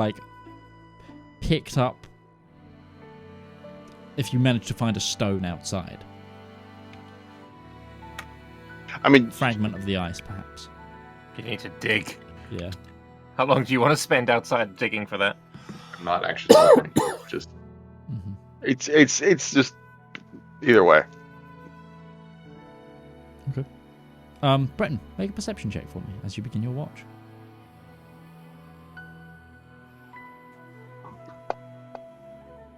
Rolling hot tonight, guys. That's an 11. 11. Snowstorm is thick, man, dude. It is it's one of those things of it's instantaneously freezing parts of Breton's beard. As the snow catches into it and clumps a little, and every now and then you just have to brush and clear that off, and it is beginning to slightly pile up around the snow piercer. That's what we've been calling it. Part of his watch, and I'm gonna say this is part of the reason he rolls so poorly, is he's just taking the liberty to brush that off every time it starts to pile up. Mm-hmm. Just taking I was gonna say he'd pick up a stick. We're in the middle of a desert. There's no sticks.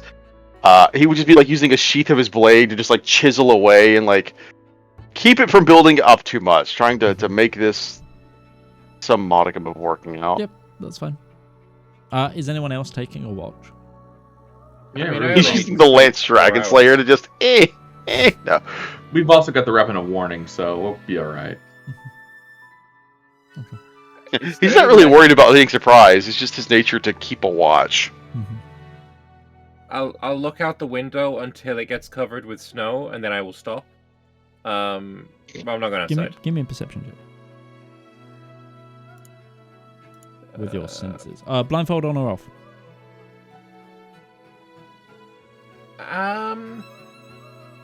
You know what? I'll put it on. Mm-hmm. Because that might help me sleep. Okay. Give me a perception check. Blind sight will let you see beyond the fact that you can't see outside the window. So Right, I think that was through my eyelids, even with Mm-hmm. and then 16. there's no light either. 16. About halfway through your watch, you sense something moving slowly through the storm. Doesn't seem hostile. At this point, is anyone else awake?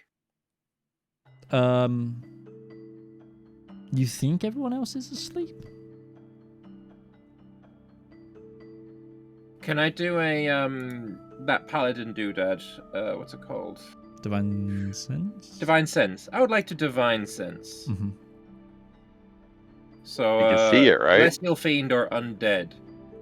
None of those. None of those. Okay. So I gotta point out, divine sense is also blocked by total cover. So actually, hold on. That means paladin's never had blind sight before. That's a weird situation. That is not behind total cover. Would you be if behind you're total allowing him cover to- if there's glass? But if it is something where you can sense it through one of your senses, can your divine sense appraise it? I would say yes. Sure. I'd buy that for $1.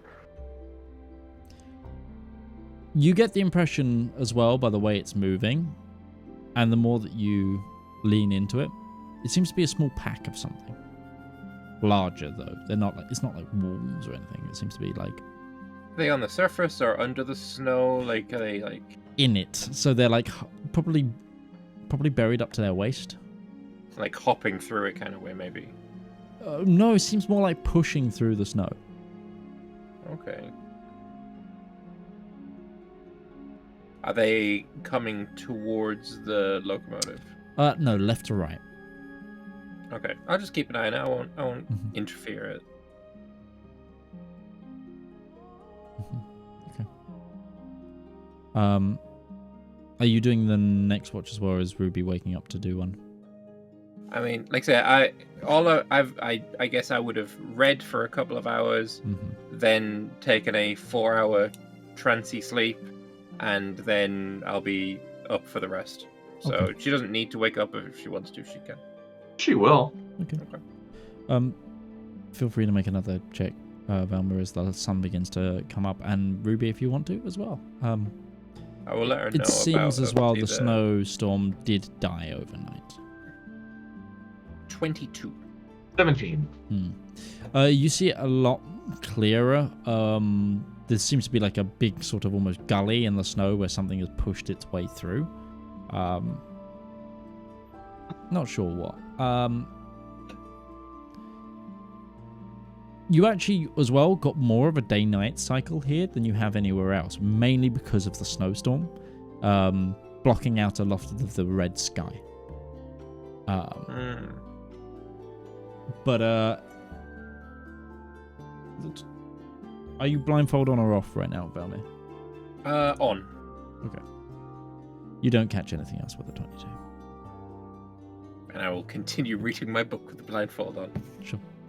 But you all wake up. The next person awake, I think, just slightly before Breton is Jalwa, who also actually goes outside when she first wakes up.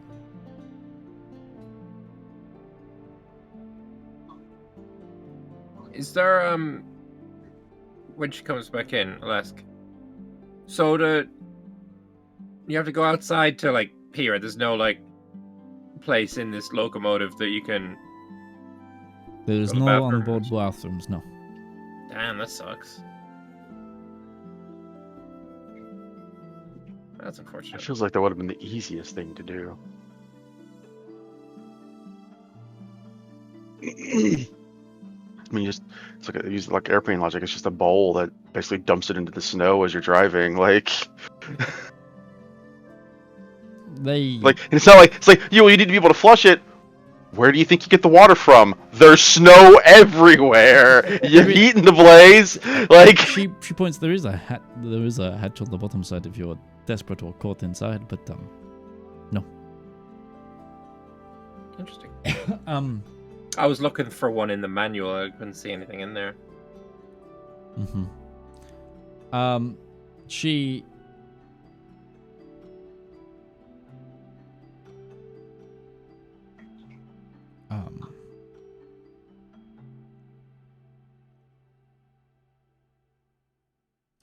It seems a herd of Bocrinus went through in the nighttime.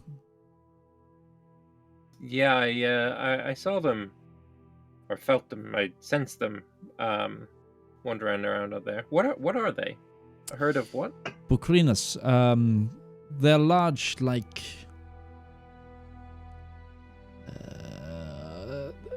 They're kind of like buffalo-y kind of sized, bit bigger than that. Creatures. They look like all hair. They're like little mountains of hair that push on through. They're kind of bovine. Very good milk. Very fat hide. All right. How many were there? Seem to be 3. Okay. I will let them know. Yeah, it was about 3 of them.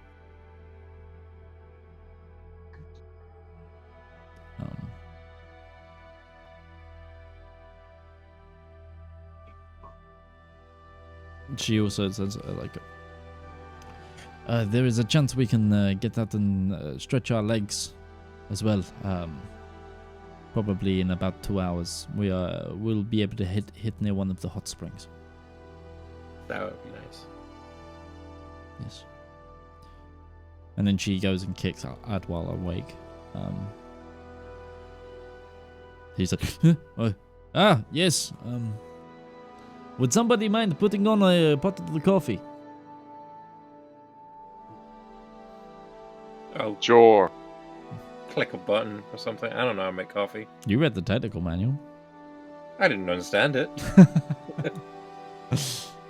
Fair. You mean there's not a separate technical manual for this very complicated coffee maker? No, that's page 2 of the manual. It's actually before you hit the ignition to the engines, which at this time as well, and you hear the fires as more oil is injected, and like the lights like kind of flicker on, and you feel the machine sort of raise up as it begins to kind of climb through some of the snow that had impacted around it, and it shovels through, and you begin your journey again.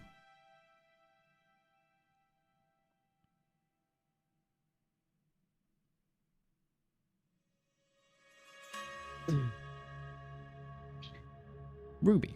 So you said there's a hot spring ahead. Is there a lot of geothermal activity here in the desert still?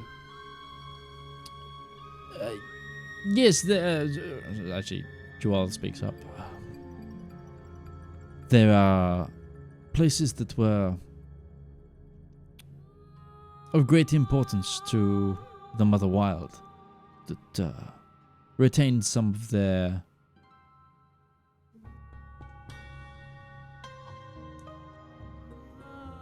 natural expression.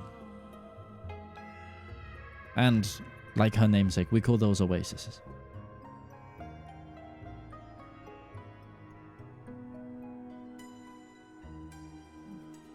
Ruby, Makes sense. would you mind giving me a check for today's travel, so a D20 at advantage?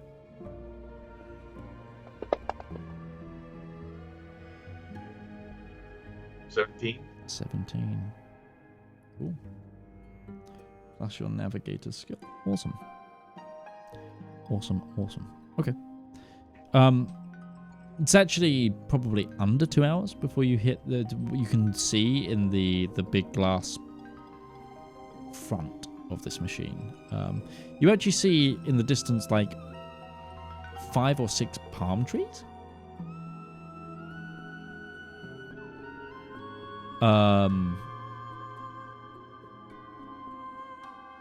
Like cracked out of the ice, and then like it seems like you also see like that there's like almost a subtle rain from them, where it seems like snow has hit them and then like started to melt.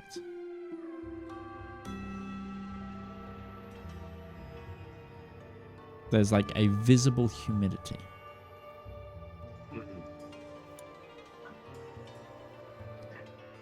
You also now see ahead of you a range of mountains. The ones described to you in both the Constellium Yeah.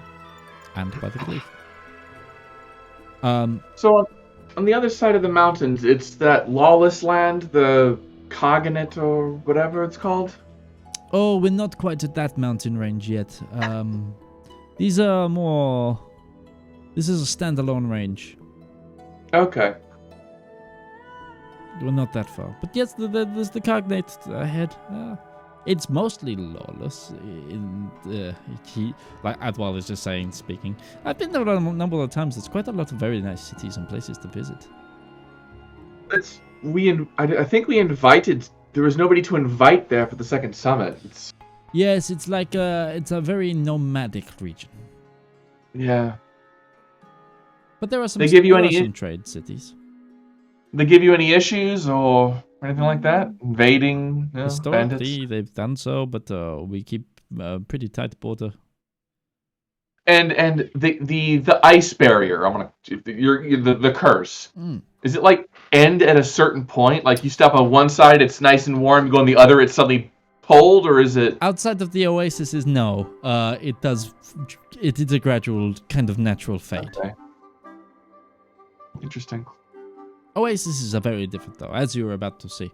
If we do get out here, I will want to get out for a moment to stretch my legs. Can get awfully cramped in these places. Don't I know it? Looking at Breton, who's probably packed in like a sausage. See, like, Beth speaks from personal experience. In this case, Breton is... yes. That's the Beth reason knows he how went Breton outside. feels better than I do in this regard. Well, it wasn't to enjoy the cold, it was to stretch the legs. Being 6'4" in a tiny little clown car. Breton's used to it. He lived on the airship. That's fair. And yes, in about an hour, he brings the locomotive to a halt and opens the door to the... You feel the change, the shift from the ice to what seems to be solid ground as well. And you see it. It's like 5 pools surrounded by 6 palm trees, interconnected with sand and like almost like tropical grass in certain places. There's also a lot of like seems to be like fruiting bushes.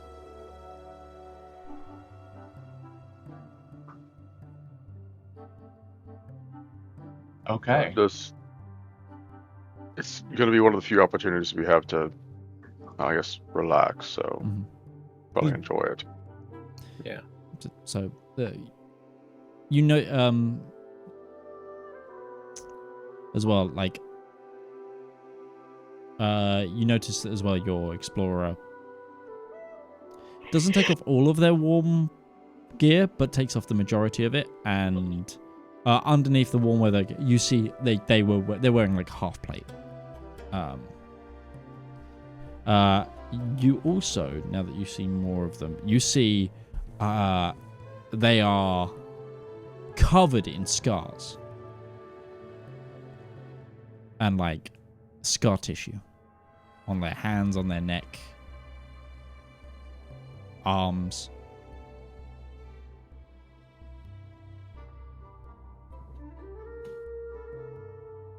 What kind of scars?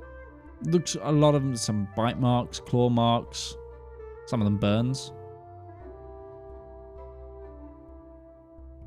Had a rough history?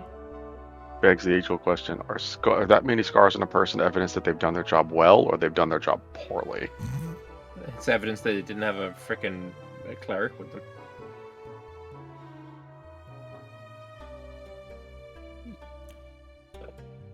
And she smiles slightly as I've had my tribulations.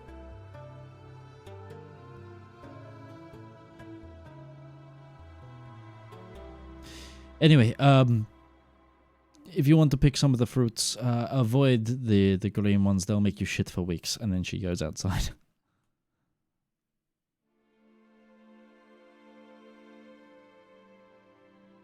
Alright, well, I won't have any green ones then. I'll put the green ones in my hand back down now. She does seem to be collecting supplies as well from this area. A bit of a restock. Adwal just simply stretches his legs. He actually takes off his boots and stands in one of the hot springs briefly. Like up to his ankles, and he's just like, ugh.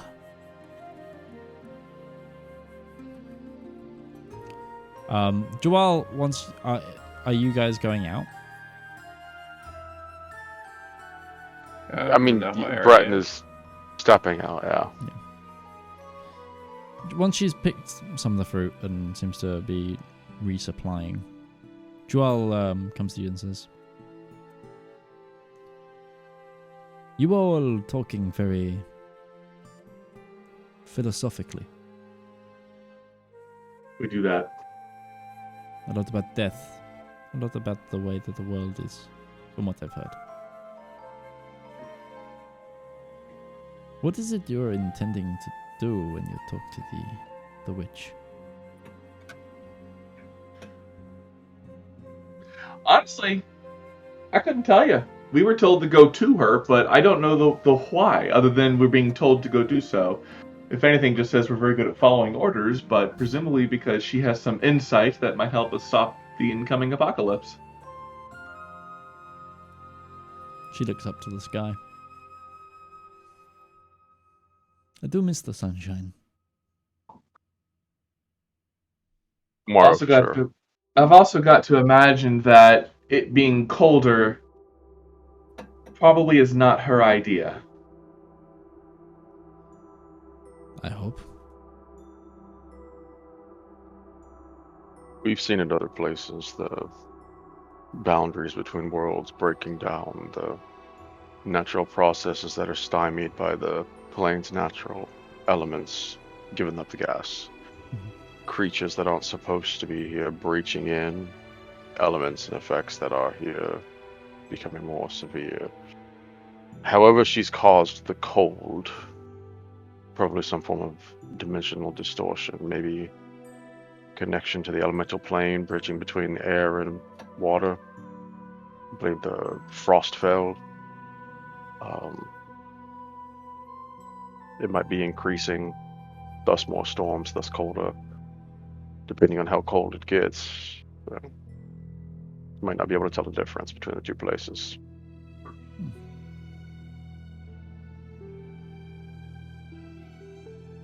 It's at this point. It's only been a few days, so I doubt there's any significance. And Breton's never been to one of these oases. If he just kind of looks around, because the way the oasis is described, it is a set point where it's like night and it's like they're warm and cold. Mm-hmm. Does it seem like does the oasis seem like it is shrinking in response to how cold it's getting? Make a perception check, please, Breton.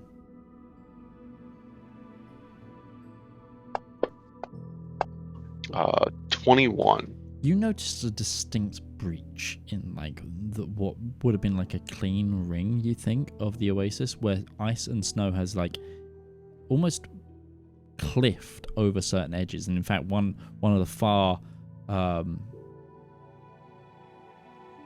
hot springs actually has like a cliff of snow and like icicles dripping into it. They've been shrinking That a looks lot. very new.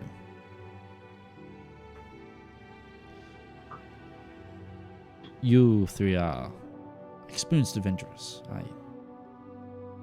can tell. How are you at climbing, if it comes to it? Mountain passes change all the time. I'm sure you're aware. I can With fly. gear? And I can Sorry. get them moving. With gear, I can climb anything. Without gear, still pretty good at it. We can also fly. Flying works until it gets so high you can't see the cliff face. You gotta worry about winds as well. I wouldn't want to fly in the middle of a snowstorm. No. As we get closer to the Ice Witch's lair, it will become challenging. I have only been twice. Have you ever spoken with her? No, merely a Has guide. anyone? Yes. Is it a common occurrence? We pay a tithe, so to speak. What, other than your climate? Irritating her tends to make things go bad for a little while. But also, if we prove ourselves enough, sometimes we are given boons. Gaps in the seasons. You said you pay a tithe. Did we just get a day out here and we're just now being told she's expecting a gift?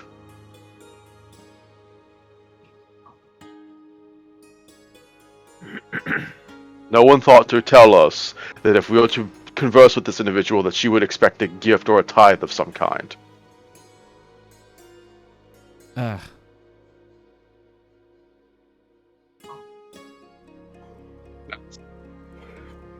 Hope that doesn't bite us in the ass. How do you think We have already... Sorry. Sorry. I can't get this straight, but I was gonna say, how do you think she feels about potions of cold resist? Well, Ruby will say, "Do I need to make a trip somewhere before we go?" No, we have paid our tithe for this decade. What do you pay? Souls of the unborn. also Souls called of the eggs. Eggs. We give her eggs. Proof of our nurture of the environment. A couple of seeds and an apple, or Bit more than that, but plants, beasts. can I roll an insight on him? On her, yeah, absolutely. On her, sorry. Yeah. Whoa. 13. It's very hard to read. She's quite stoic. If Breton measures out how far the encroachment on this oasis seems to have been, and like just an actual measurement, and like tries to just basically is doing like, so it's been X number of days since the portal opened up and the seal started to fail in earnest, and this is how far it's encroached. If he just sends a quick sending over to Zep, like, Zep, how long do you think these might hold out, assuming that it's not an exponential growth? Just like, I'm assuming Zep could do the math on that pretty darn quick. Sure. Rather than me, Breton, trying to figure it out. Like, this is not what I learned. With Yeah, a flash, the with a start flash of of the message would be genius, with a flash of let me genius, think, I and then by rolled the end of the message, a yeah. 37. Oh, naturally. Yeah, sure. Because Zep was insane. If I thought it would take up his day, it's like he doesn't even need to get out a book and pen. He's like, oh, that sounds like it would be this. Yeah, I think this will be about 45 days before this is completely covered. If it is as big as you say it is. 45 days, okay. Brighton will pass that information along to the two of them, that these oases are shrinking over time, and you probably may have picked up on that unless it's the first time you've been out here and since this has all happened, but you're looking at maybe a month and a half before they are gone.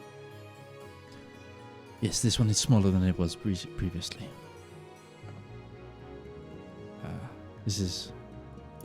I actually was here when I was recalled to bring you out. I was traveling on foot. First thought it could have been. I was going to say, we also use these oasis. She pats one of the trees for transportation sometimes. They are well known and marketed throughout the plateau. So if we can get a message home, we often, those of us who explore, those of us who are trackers of the wastes, we use these as refuge. It would be awful to lose them all.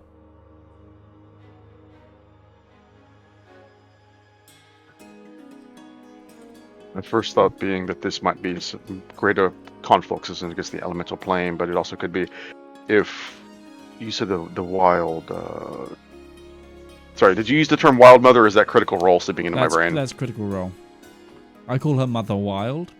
Mother Wild, help. sure. Oasis. Yes, Oasis. If this is also just, it's entirely possible this is just Oasis's influence waning, as that is a thing that is happening everywhere. As the gods' influence is waning on this world, where they just don't have the purchase they did. Could be both, but that would explain why the Oasis is also just steadily getting smaller as it's losing its reflection. No way to fix that without fixing the world, so...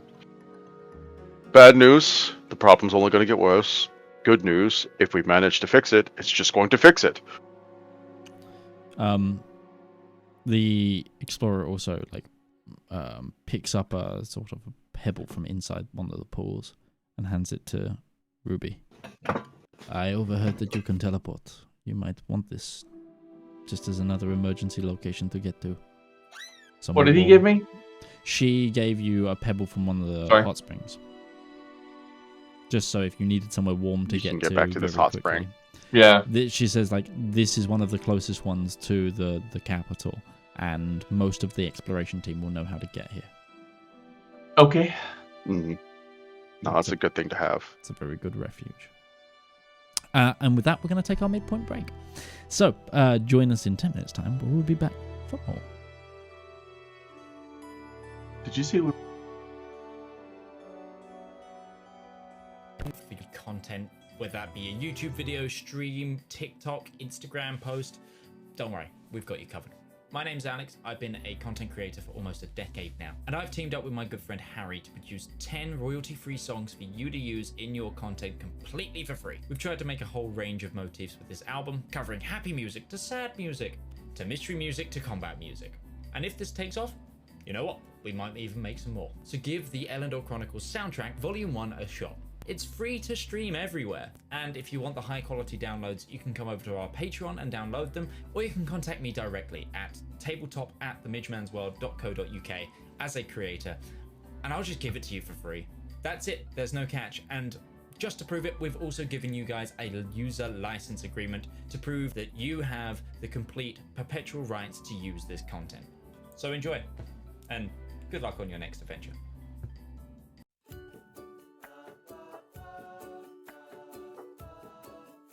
Oh, good day. I'm Martin Sanderson, and I'm the CEO of Avari Military Solutions. We here at Avari know that it doesn't take much to cause problems out on the frontier, whether that be from local pirate raids, neighboring interstellar powers, or even just an unhappy populace with unreasonable demands. Just what is a small to mid-sized regional power to do when faced with these problems? You look to Avari for your solutions. With open-ended contracts, well-trained personnel, state-of-the-art aerospace forces, and competitive rates, we stand ready to help find the right solution to your problem. So if you have a problem, why not call Avari for your solution? Our operators are waiting to take your call, and consultations are free of charge. Avari Military Solutions, a solution for your problem. Avari Military Solutions is not licensed to operate within the Kark and Grey Baronies, the Andes Corps, or any Class A combat zones. AMS is a subsidiary of Omni Radiance Holdings, a family company.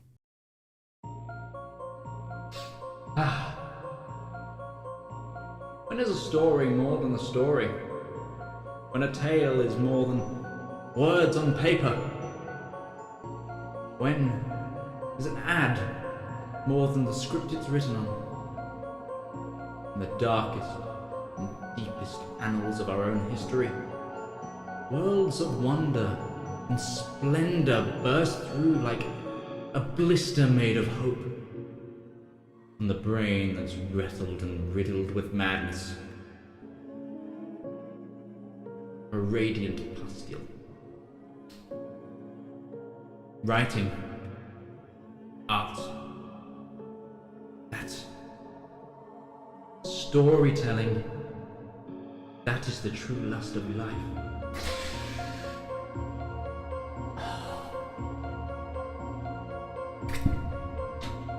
You too can dutifully indulge in art. Like fans of the greats. Shakespeare, King, Tolkien, Seuss, Mercer. You too can indulge through Twitch Prime. Get an extended access to a wealth of knowledge with a simple click, an emotion so small that it could endlessly amount possibilities. Embrace those feelings. Support art.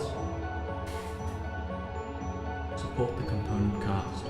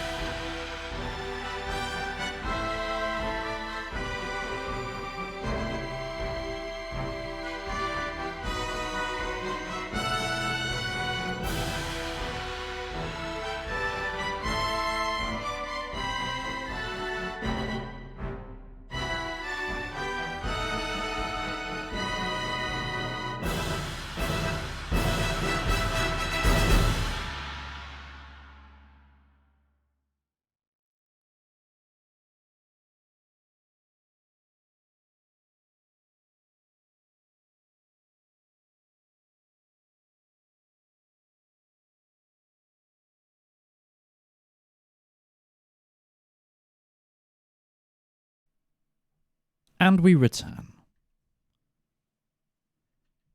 Once I get the screen to change. There we go. Return, sort of. Sort of. Lambert's still slightly away. And I can talk about this. I've got what is a hot chocolate bomb. It's like a... Oh, it just exploded into marshmallows. Sorry. It's like a sphere of pure chocolate that you dip in warm milk, and then it slowly melts into a hot chocolate, and it's full of marshmallows, apparently. That sounds pretty cool. nice. That actually sounds pretty cool. It's like, I don't know if you've ever had one of those chocolate desserts where they like break open. Like, once you put like hot caramel or whatever, it's like that, but goes into milk. I've had it, like I think I've had something like that before. It was basically like a condensed chocolate that you would stick into really warm milk and it would break apart. The issue is the quality of it tends to be really low because it's just kind of kitschy for the fact that it's like, this is what it is, not like that it's actually good. This is what it does, this is what it is. I'm going to find out if it actually tastes of anything. So I hate the taste of milk, so I'll soon find out.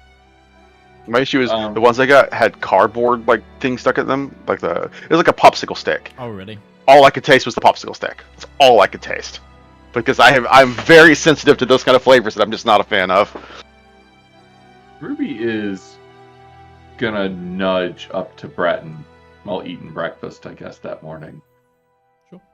Breton's being very careful not to eat anything from this actual camp, because he remembers that it was the green ones you're not supposed to eat, but now he's just like, I don't know if I trust any of these berries. Ruby has her own stockpile, let's just assume that. You got a bag of colding. I know also, we got food. As a chef, you would be able to identify some of these ingredients pretty easily, Ruby. And some of them are like, it's like dates, and there's also like dates. Some like shitty raisins. There's also some, I like dates. Small melon fruit and that kind of thing. So, what are we gonna do when this is all done?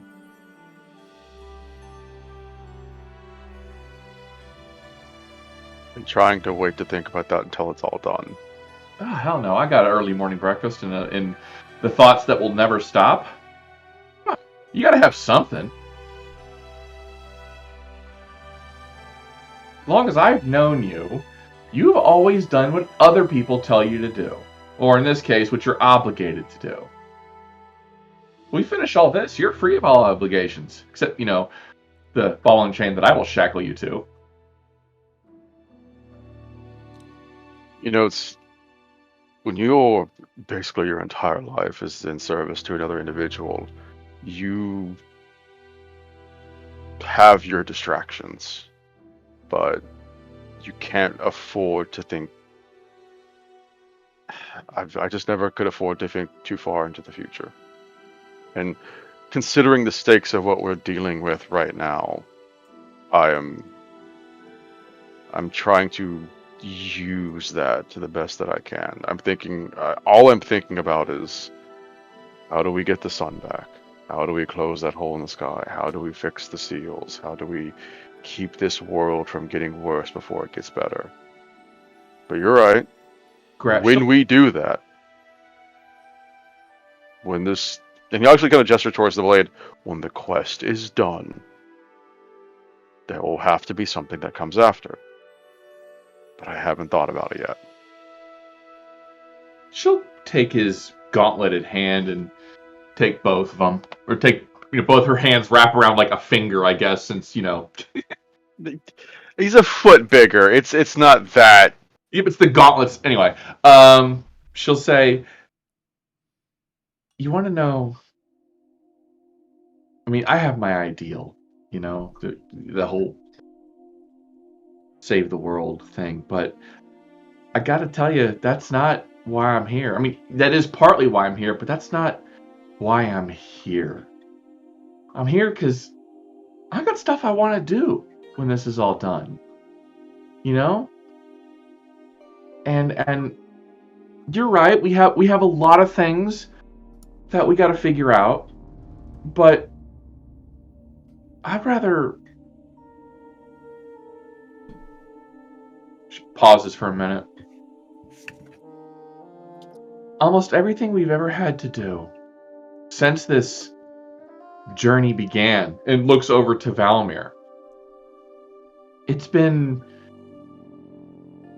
flying by the seat of our pants, like it feels like. It's been less planning and more reacting to things and trying to walk this damn tightrope that we've been walking for so long. Am I right, Valymr? Is that... Yeah, I mean, things happening outside of our control and then us reacting to it seems to be the foundation of our time together, yeah. I mean, how long has it been since Redberry? Like, seriously, Midge, how long has it been since Redberry? Like a year and a bit? Probably getting closer to almost 2. Like, we're about like a year, 8 months at this point. Because of the various month breaks, etc. The Yeah. downtime, etc. Yeah. You know, from getting captured until, well, hell, even now, we haven't been able to... Year 4 months. Yeah, sorry, my camera's blurry. I want to adjust. Ever since this started, we've been not doing the things that any of us want to do. But I think we're getting close to it. Win or lose, like, one way or the other, I think we're coming to the end. And I'd like to hold on to the things that matter to me at the end. I told Zepp once what I wanted to do when this was all over. What's that? I'm going to start a tavern. You're a pretty good cook. I figure we can go back to Gimri and Mouville, or at least I can, or if you'd want to anyway. And I'd put a tavern right on the water. The 5 fine fish. That'd be nice. What fish of which 5? Whatever 5 I want, Valymr. That's the point. It could be interchangeable too. Like, what are the fish? Whatever I happen to catch for the day, they're always going to be fine. Like, I think that tavern name might actually already be taken. What? Alliteration is very common. Burn theirs down. Collect the insurance money. Rebuild it in our name. No, you're actually transdimensionalizing a tavern, because Five Fish is an actual tavern in Cormyr. That's in actual lore. No shit. No, you're right. That's where I got it from. Holy cow, man, that's old. That's real old. That's obscure. Anyway, that's why the tavern had its name in Neverwinter Nights, because they took it from that. So, anyway, start a tavern, you know? And maybe I kick some adventurers off onto the road and make them go do things. Like Greer, but, you know, better mannered, and better cooking, and better looking. The guy could look however he wanted, and he chose And to look still like Greer. inferior to me. She grins. I don't really think about what to do after it all. Go back to your parents, presumably. I mean, I guess I didn't. I want to say something about the life expectancy of this line of work, but we already exceeded that. It's either that or I The bigger can't question stop. is, did you have to start over? True. I think at the end of the day, I don't really think there's space for me back at Kensek after this. Want to be my bartender?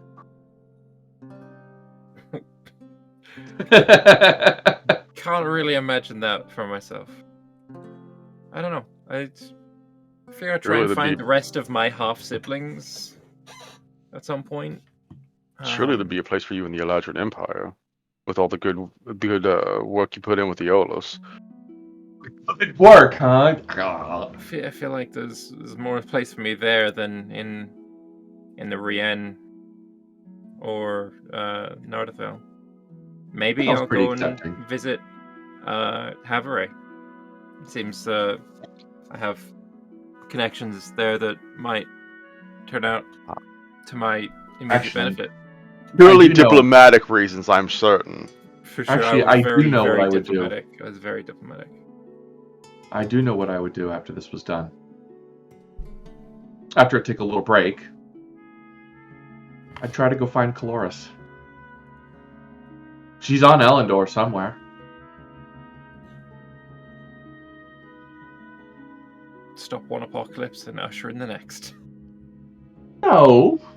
We don't know what state a lot of these beings are going to be in now that the seals of the gods are weakening. For all we know, Caloris could be free at this point. Caloris isn't a god. No, but Caloris is an elemental. And as we've seen, elementals are also making larger appearances here. While she was already sealed on this plane, it was the hero that never was, or the king that never was, that sealed her. And if those divine seals are weakening as well, there's no reason to think that she would not be free from her prison. Well, she ain't here. I can find her. But that's after we finish this. We did hear that the the fires in the forest were starting to rage more and more. Evidence of, if that's where she's sealed, the seal is losing its influence as well. Yeah. I'd like to think she wants to. I mean, she's from Elendor. That's why she's still here, but I don't know. You go where your family is.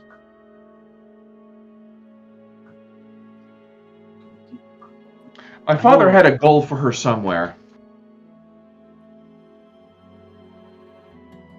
What are you covered in? I'd like to see Margot again. Who? My half-sister.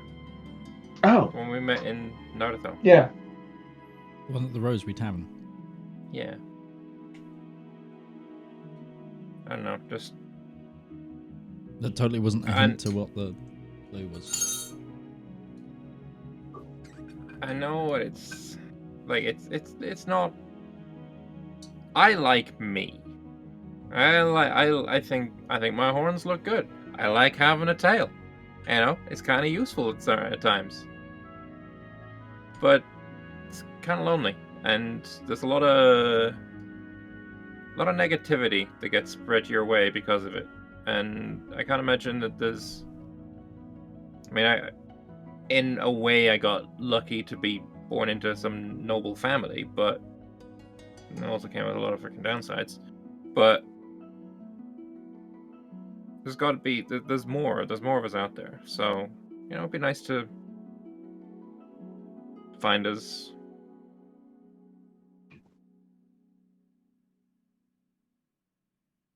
Yeah, I think that might be what I would try to do. Maybe your Coraloria, some Tatara thing can, you know, the one that's finding the Cosmium, maybe that can find them. I don't know. The what? The Coralorium thing The that you've got. Constellarum. Ellerum. Sure. I have a devil tail, not a forked tongue. This is, I don't do tongue twisters. Do you want to find out?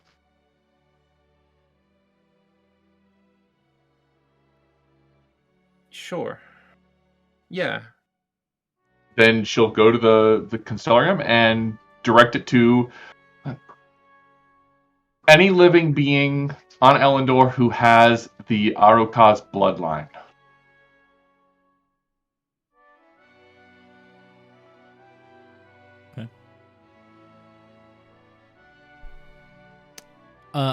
Okay. There are 700,000 of us. A map of the plane appears through dazzled stars. But you see 3 pinpricks of light. One you assume is yourselves. Yeah. One in Nardathel. And one in a very unexpected location. It's on a goddamn Dragon Island. There's one on the goddamn Dragon Island. Motherfucker. So... I zoom in and enhance. I have found all of the ones I care to like. Give me an Arcana check. Me or Ruby? Ruby. Enhanced grid 343. 19. You begin to try and zoom, and as you do, you get the stars reform into what looks like a city.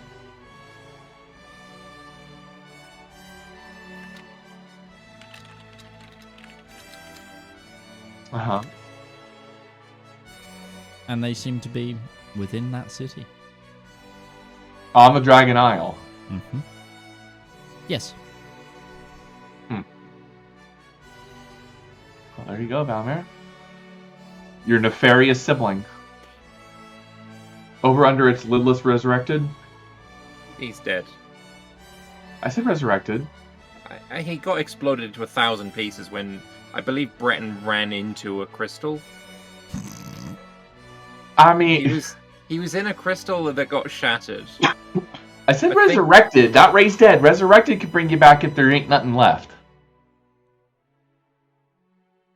Why, Okay. I am remembering that, right? He was in a crystal he that, was in a crystal that got okay. shattered. That's what happened to the vast majority of your siblings, That's true. because that scenario developed not necessarily to our advantage. And I think that happened to all of them. If there's only 3 pinpricks of light, I'm one, Margot's the other, and there's another up there. that would be. It would have been whoever didn't answer the call to our cause. Who wasn't ready. Because Margot was younger. Well, how old was Margot? A couple of months younger than she was when you met her. Yeah, Okay. she wouldn't be that much younger. How old was she when I met her? 17. Yeah, okay. So maybe she was too young to be a part of this thing.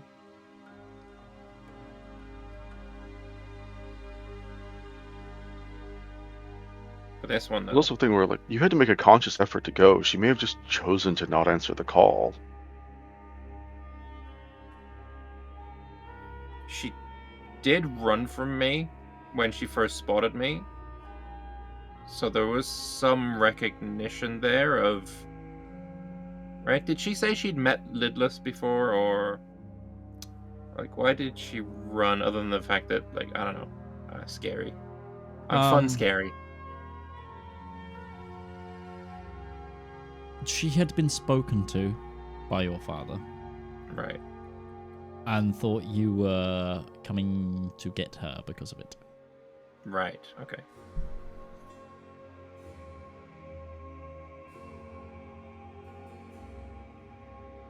I mean, 3 left. That's going to be a lot easier to track down than.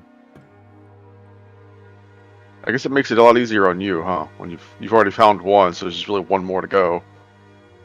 Yeah. Damn. There's nothing quite like realizing that you've already attained your retirement before your retirement. How... And this question to Ruby. How does that work? Like you said, find anyone of the bloodline, sure. How specific can you get? If I give you a name, can you tell me where they are? You guys are still working that out. Yeah, I don't... Can I give you a name and see if you can find them? Sure. My sister. Don't laugh. Valymr. Look. I don't know, it's something. Spelled different, but... To her credit, she tries not to laugh, but she cannot. She kind of goes... Takes it, sucks it in, nods.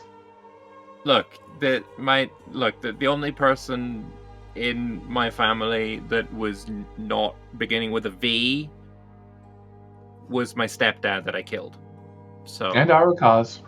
Yeah, well, there's being related to and being family. I feel like there's a difference. Anyway,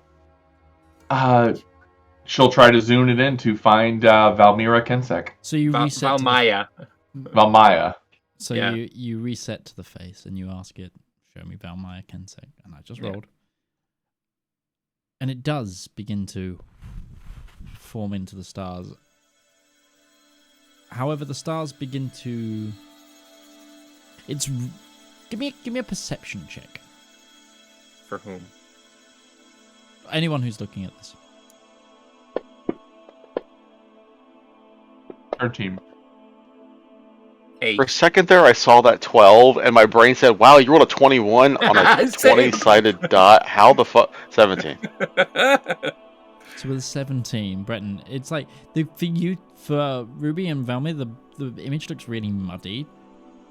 But Breton, you begin to conceptualize as you look at this. There isn't stars that reach the Underdark. So you look at the space between the stars. And you see almost a map of what looks to be like underpassages. And you get a ping near a location in the center of one of these gaps.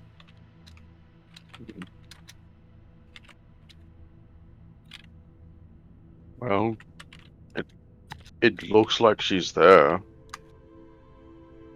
Underground. Well, if we end up going to Kensek, that's going to be a encounter.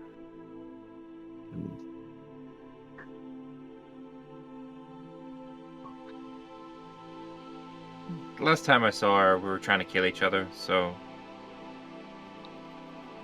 Yeah. It's a bit of sibling fun. Is that just what you drow do? No.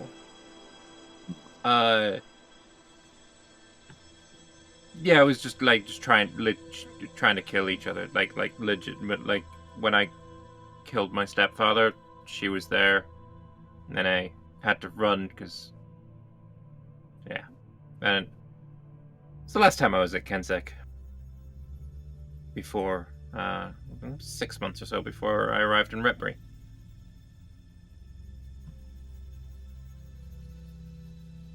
So I don't know how that one's gonna go. I guess I've smoothed things over with my mother, so I mean that's cool. But yeah, I don't want to smooth things over with my sister. Well, that could be somewhat complicated. Yeah.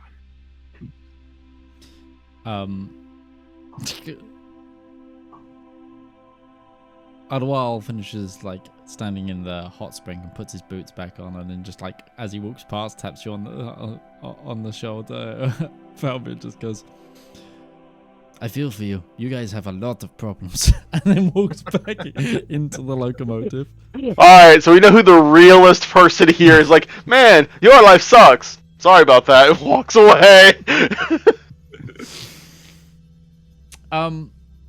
And then your explorer, Jawal, she's actually ventured out of the oasis a little bit into onto the ice sheet again.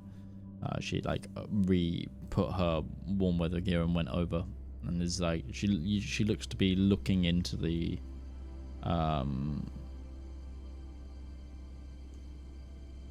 onto the ice, like she's crouched down.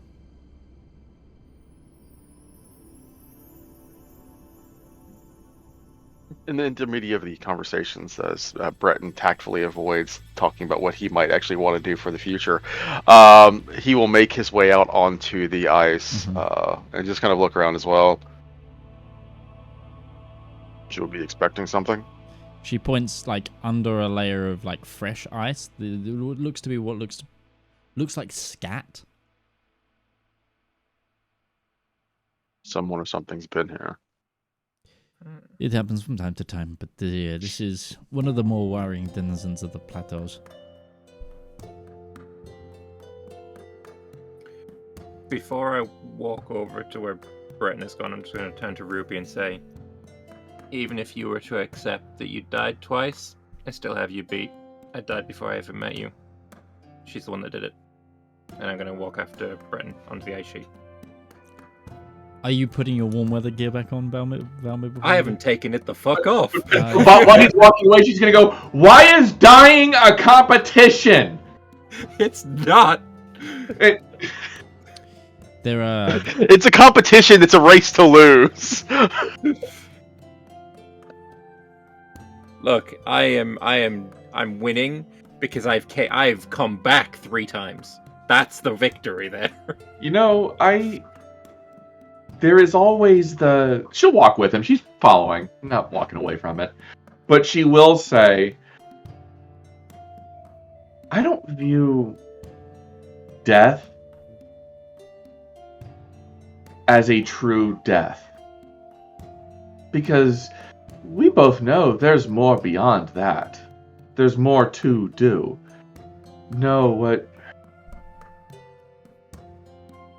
I don't know what true death feels like. But she will look over to Breton. But I think I will if he ever bites it. I'm sure I have a stockpile of diamonds to make sure he doesn't. Oh no, I like death ward, revivify, resurrect. He's not staying dead. Trust me, he'll be back. If I have to go to Celestia to grab his ass, he'll be coming back. But I believe that. Explorer Frost lizard, frost salamander. Frost salamander. No. Like at first, Breton's like frost salamander. Is like, no, don't think small. Do not think small. You mean like a drake? Somewhat, yes. Something a little similar to my steed, and about that Bigger size. than that. They're bigger than that. Yeah, I think so. I thought lizards hated cold. Frost salamander. These are huge. If we're talking size. Yes. I think these are Behir sized. Ah, those are fun creatures. They. You gasped. The dog responded. It is the way. They're rare, but not too rare. They've been here since. They moved in from Atria when they took to the cold like wildfire. They can be a bit of a problem. A lot more. Yeah.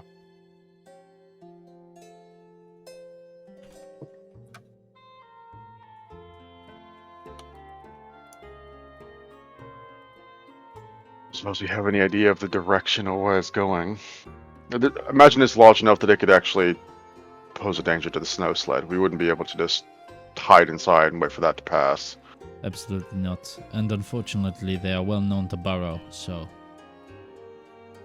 And she points off probably like 50 feet ahead of you. It's just like, it re-entered the snows over there. Can locate object work on creatures? No, that you would would need be locate locate creatures for creature.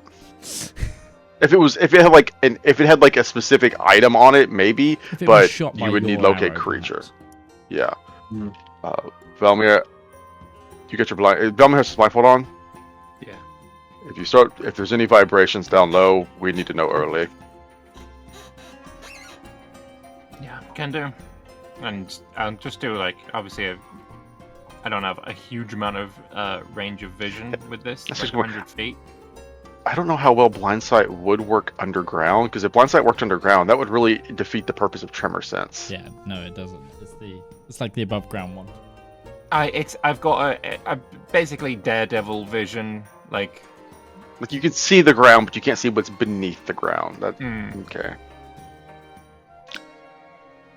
Because that would absolutely just defeat the purpose of tremor sense. If blindsight could see what was also in the ground. Fair enough.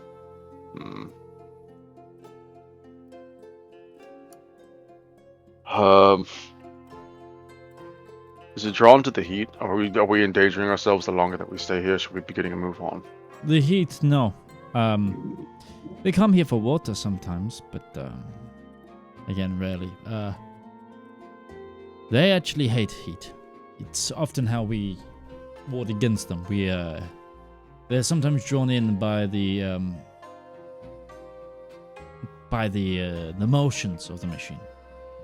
But we tend to throw up the heaters, melt some of the cold around it, and they tend to keep away from it. If they don't like the heat, they're going to love her. I'm just gonna nudge his head over at Ruby. Oh, the 3 fiery hair. thirsty fizzles. The fiery hair is just not an Three aesthetic. thirsty, Thistles. 3 thirsty thistles. I don't know if tongue twister is the real like. Oh, do you want to go to the bar? Oh, which bar? The Triple T. I can't say it. Let's go somewhere else, right? You know, it needs to be. You know, But it's also memorable if you can. I will also warn you that they have a breath weapon. That if you hit it with fire, they go into a panic mode, and they seem to draw on the power of it and have an easier time of continuing that breath. fire makes them colder.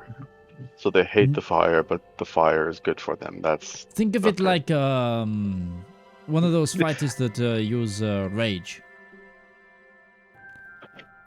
I was gonna say, think of it like, was it EverQuest, where if you hit with opposing elements, you got an elemental damage bonus? It's like, yeah, you hit it with fire, so it does cold, and then hit it with cold, it does more damage.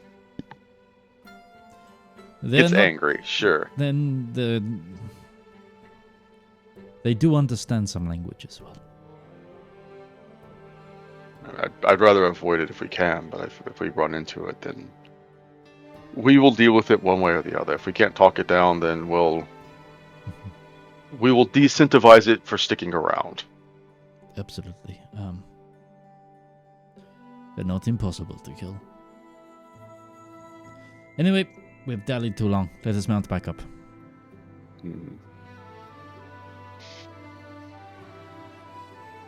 Is there anything you'd like to do at the Oasis before you leave? Lament on the fact that we didn't have a proper hot spring episode.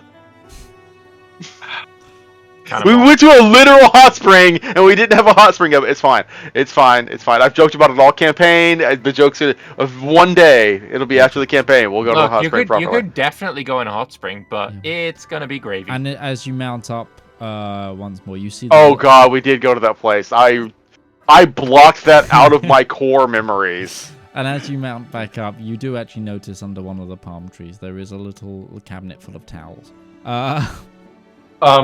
Breton. Silverill's a hippogriff, right? Griffin. Damn. I had a name. Hungry Hippogriff.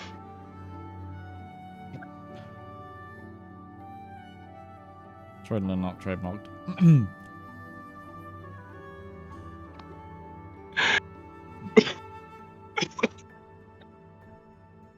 Breton's trying to recover. Breton is trying to comprehend what sins he has committed in his life to deserve this. Now, I had to think up some Griffin ones. As the locomotive begins to again, you begin progressing again. Who hasn't rolled a travel check? It's only been Breton so far. No, Ruby's done the other, so it's you, Valymr. Been me. We got advantage D20 or no? at advantage, yes, because of your explorer. 12. I think that's actually what you rolled before.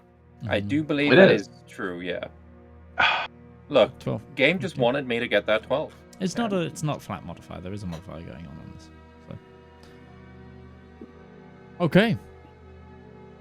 So the locomotive begins to progress. And after about 3 hours, you feel like it begins to climb slightly.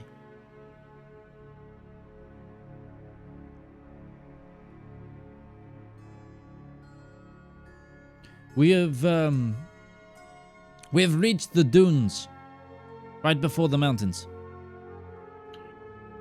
So are these dunes, from what I recall from my studies, aren't dunes like sand that's been blown into looking like hill-shaped things? Are these like dunes that froze all the way back then, and they're just still dune-shaped? Partially, Not yes. like They do also they cl- does it it's create new ones? it's some of the sand gets picked up quite a lot in the ice storms and compacts with ice to form new dunes. And That's then awful. yes, if the weather gets hot enough, sometimes these will then melt and we have ice slides.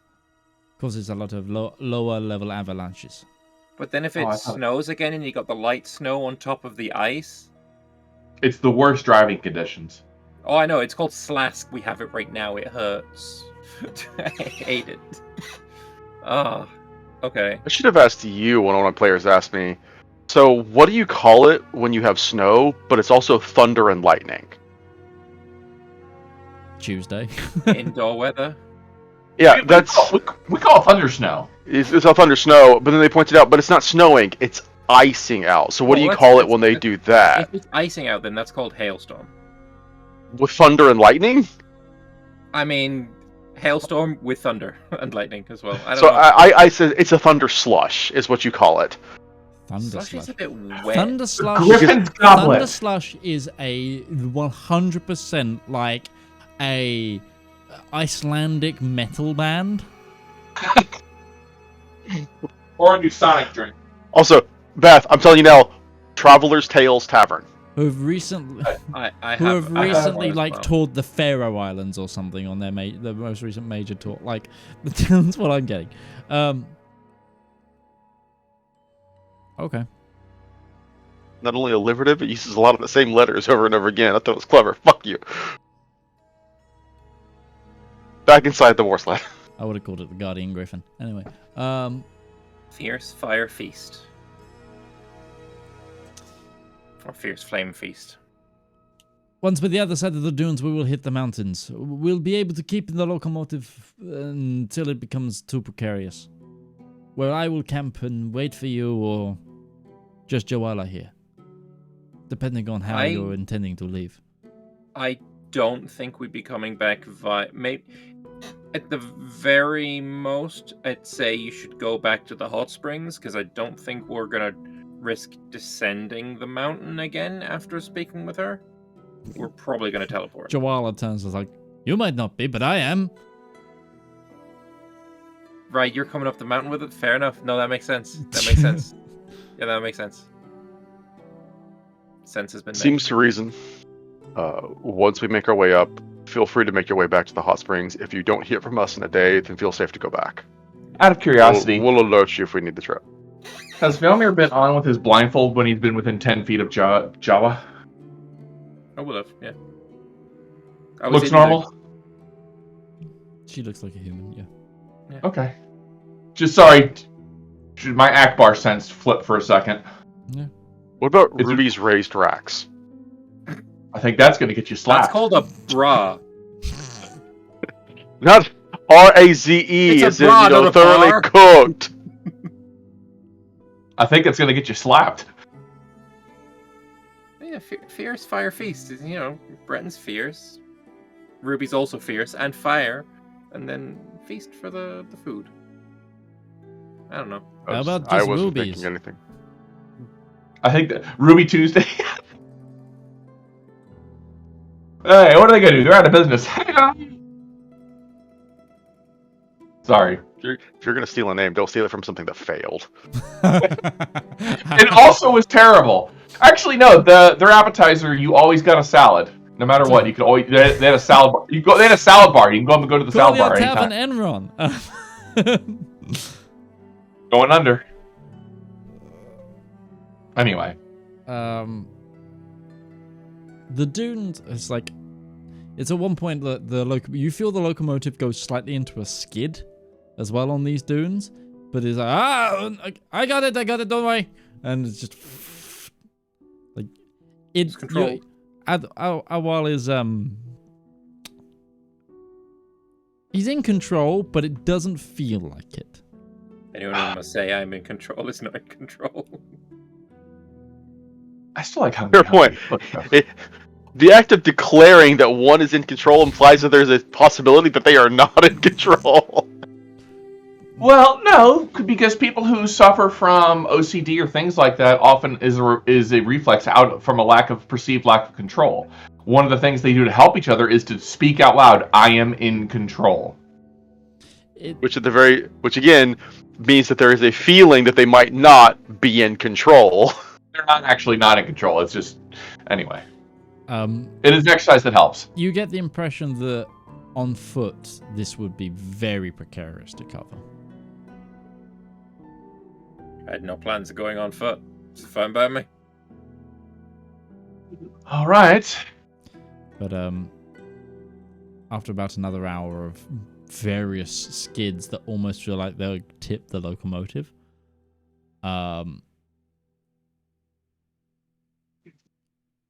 you begin to... The gradient at which you begin to climb is much sharper than these dunes. What point are we just traveling vertically? No, you're more like... Instead of like a gradual ramp, it's like a constant, is what I mean. I'll have to park up here in probably about 30 minutes or so. How long is the actual trek into the mountain? Well, it's kind of... It depends on the weather, the conditions, how thought out the road is. Wrap up.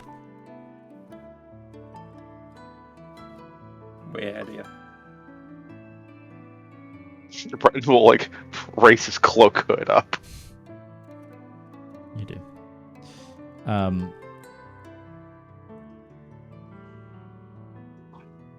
Okay. You finally come to a stop. The locomotive goes into its like lower burn hibernation mode. Joelle turns around and she goes, "Okay, we are at the old base camp. Ardwell, don't freeze to death out here. Don't leave without me again." Before we go up, Ruby's gonna... Do we have a little bit of time before we have to head up? By all means. Ruby's gonna spend a short rest that's not actually a short rest. And she's going to make everybody something for her chef feat, so you get some HP back. Nice. By the way, her HP is temporary HP. I'm sorry, go ahead. I was going to say, at this point, you will be pressing towards probably the very end of your ritual. Probably we need to renew that too. Yeah. Yeah, no, it would have already Wait, passed. no, let's ask Attune for some knowledge first. Attune to attune? It's probably already passed at this point, because it has been the next storm. Okay, then I think we just re-up it and get the 4 slots again. Everybody gets 5 temporary HP. As Ruby will make hot toddies for everybody. Ooh. Don't know what that is, but it says hot in the name, so I'm all for it. It's like a whiskey sour, but it's served hot. It's cinnamon and lime and whiskey. Okie dokie. What about Ray's Retbury Rays? It implies you're going back to fucking Retbury. Raze. Yeah. You always wanted to burn that place down. You know what? I actually would start it there. Retbury has become a cheap beer. For some reason, I just like it. I don't know why. I blame you. Why I don't indulge your flights of fancy in the short term. To be fair, like the housing prices are going to be real low after they've been in a constant battle. Ugh. No, what I'm going to do is you pair up with Penatucci's, right? I get them to work with me. Or, better yet, they're my competition, so it's one food gang against another food gang, and that way we become like a Broadway musical.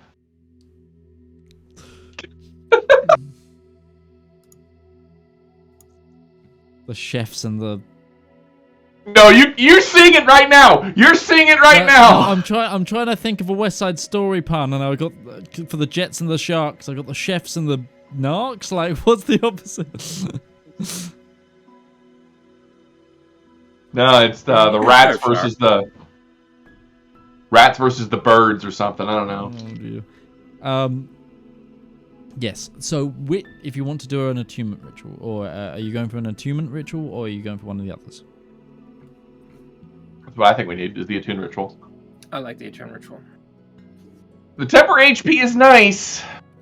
I ain't gonna lie. And there's a lot of good stuff in the others, but right now just having an extra attunement means we can teleport without worry. Yep. But on the other hand, I'm still telling you, the HP pool, immune to poison, immune to frighten, and wisdom savings not advantage, that's huge. You're already immune to frighten while you're in 10 feet of me. One of them as well is strength and dex saves. Yeah, or strength is not bad either. That's just +1 to all combat rolls. And also, you don't know. And advantage on strength and dex saves. Consumption boons on all of these. We might need to like climb shit on this, so actually that the saves might actually be really handy. Climbing, I'll fly, or at least I will. The ritual of Motherwell Splendor. I think we need to elaborate a little bit on how that works. So is that everyone who partakes in the ritual gets 3 d12s they can use that day? Yes. Because that's pretty damn wild. Mm-hmm. Before we go as well, let's all get a shot of luck from the shard. Important possibility is a good idea too. Yeah, let's just stack up all the buffs, guys. Let's do this. Let's do it smart about it. This is what happens in endgame. You get to plan your buffs before you do the raids. You know. The Ritual of Motherwild Splendor also gives us Speak with Animals, advantage on nature checks, and charisma saves. I don't think charisma saves are going to help us very much in the snow, but the rest of that might help. Yep. I think I am going to take AR strength. You all have to pick one. You can't. We all have the same. Yeah, we have to. We can't. Yes. That's the issue. That's why we have to settle on one ritual. Yes. Only one ritual can be performed per. I think it's the strength one if we're going to be climbing. I can do 3 attunement slots right now. That's 2 for that. That's then I'm outvoted, so I guess it's AR strength. Okay, AR strength. Now you get to know what the boon is. The pact boon. Yeah. So the boon, the consumption. Wait, boon. you don't call that pact? That's my shit. Pact magic is more warlock stuff. For when you consume this boon, for 10 minutes, your strength is elevated to that of. Hold on.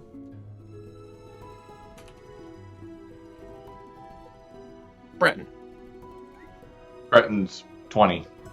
Breton's 18. Oh, that is 20. A cloud giant. That's still higher than Breton's a paladin. Breton's got a lot of stats to bump up. He couldn't get to 20 on strength and not. Mad. Yeah. Yeah, Paladins are pretty mad. Some of us don't get to use charisma for our attack rolls. We actually had to put stats in everything. For either 10 minutes, you can gain fire giant strength. It's 24. 25. 25. Or for 1 minute, storm giant. Which is 28. 29. 20, well, same difference, but yes, 29. Okay. 25 and 29.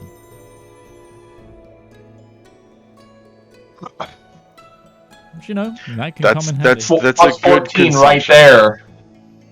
Plus 14 right there. Yeah, that's a +7 for fire giant, +9 for cloud giant or storm giant. Yeah, but you also add your proficiency bonus in there. We're only 4 right now, or 5 right now. So yeah, it's 14 right there. I mean, if you're proficient in athletics or acrobatics, whichever one is. I'm not. Well, no, we're talking attack rolls too. I attack with charisma. No, for him. He would hit some pretty redonkulous strength levels, but it would also. Your attack rolls would be wildly high. Your minimum is what? 17. With the blade. It's a +5 weapon. It would be Breton would have a +19 to hit. Your minimum is a 20. The natural one is a dirty 20 for your attack rolls. You can hit whoever the fuck you want to hit with that. Sure. You never miss. You would on that. Because it's but useful, I'm talking don't get me wrong. No, I'm talking the highest AC I've ever seen a creature naturally, even at 30 CRs, is 25. you're gonna smoke whoever you're hitting. Oh yeah. But Especially if you're hasted by me plus holy weapon. But also, Yeah, just- you don't have the other benefits of the other rituals. you lose the boon at that point, yeah. So Yeah, but you're smoking whoever's getting it. Whoever you're hitting is gonna feel it. Oh yeah. No, it's really valuable. It makes a lot of sense. It is not so good that it completely invalidates the others. Yeah. It's the attack boon for the reason. It is a combat boon by far the strongest. Because if we're in the final fight, I'm not going to need the attunement slot for the Staff of Teleport. We're not running from that. Then I'm going to ask. This is another important question here, Mitch. What does it take to consume a boon? Is it an action, a free action, a bonus action? It's a bonus action. Bonus action. Okay. This is not something where, like, if you were climbing up the side of the cliff face and you were about to fall because you're losing your grip, you could not, like, reaction, consume the boon to suddenly have the grip of a giant holding onto the side of this mountain. Okay. It'll also do the same thing for me. I don't get a different boon. They're not character based. They're not character based. Specific to that. They're so I don't get my charisma doesn't go to 29. No. Yeah, no, it's based on the boon itself. And clarify. So the boon. I guess we'll also clarify. So each of us can consume the boon on ourselves. Yes, and then you will stop feeling the effects of the ritual. Oh, so him using the boon doesn't remove the benefit of A strength from anyone else. That's what I want to establish too. So it's not like if I'm like, okay, I'm actually going to go ahead and give myself fire giant strength. That doesn't remove their +1s to attacks and damage and DC, which that's a big deal. I have another question then. While we're attuned to attune, I only had 3 attunement things anyway. So I wasn't making any use of it. So I could have asked Attune to answer a question, and it wouldn't have affected those two at all. You need to receive the consumption boon. Yeah, precisely.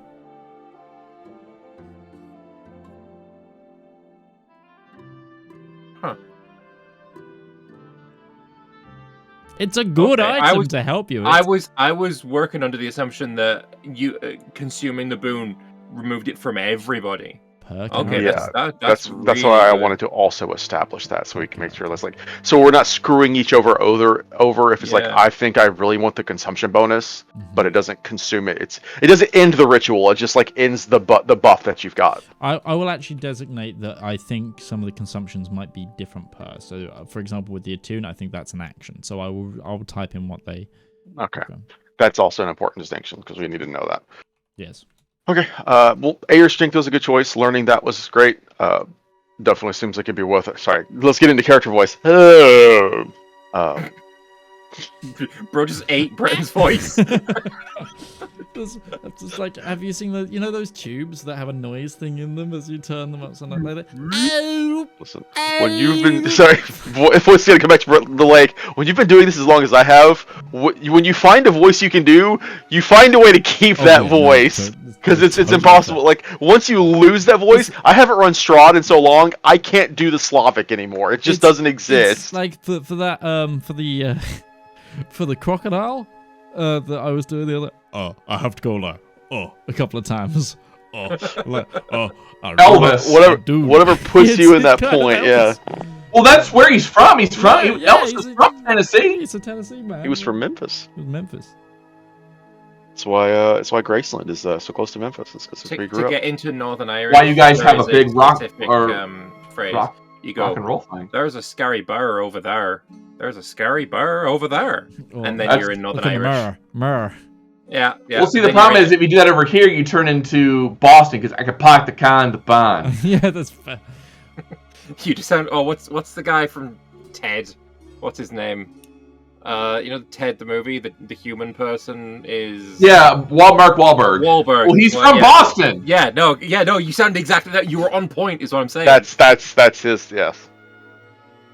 Anyway, yeah, boons are great. Mm-hmm. Love me some boons. So's Matt Damon. So's Ben Affleck. That might be why I get them all mixed up sometimes. They're all from Boston. They're all the same crowd.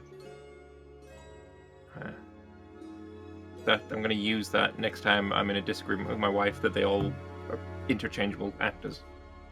It's like I used to say the phrase "I'm from Ireland" to get into an Irish accent. Ireland. But I can't do an Irish accent anymore once they made me do a little part of them for a play because they're very similar. But so now, whenever I try to do an Irish accent, I will slip into Scouse because all the Scouse accent is a high-pitched Irish accent with a lot of saliva.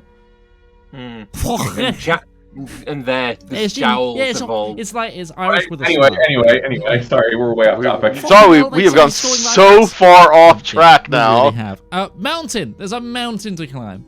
Climb every And the mountain has an Irish accent. And there's a Scouser. For some reason, this isolated mountain is just like, hey, fucking hell, mates, get off the side of me, eh? So I will say, because Breton is assuming we're going to be doing some climbing, Breton is getting out the climber's kit, which he does have. I will say he does absolutely have a climber's kit in his inventory, complete with like,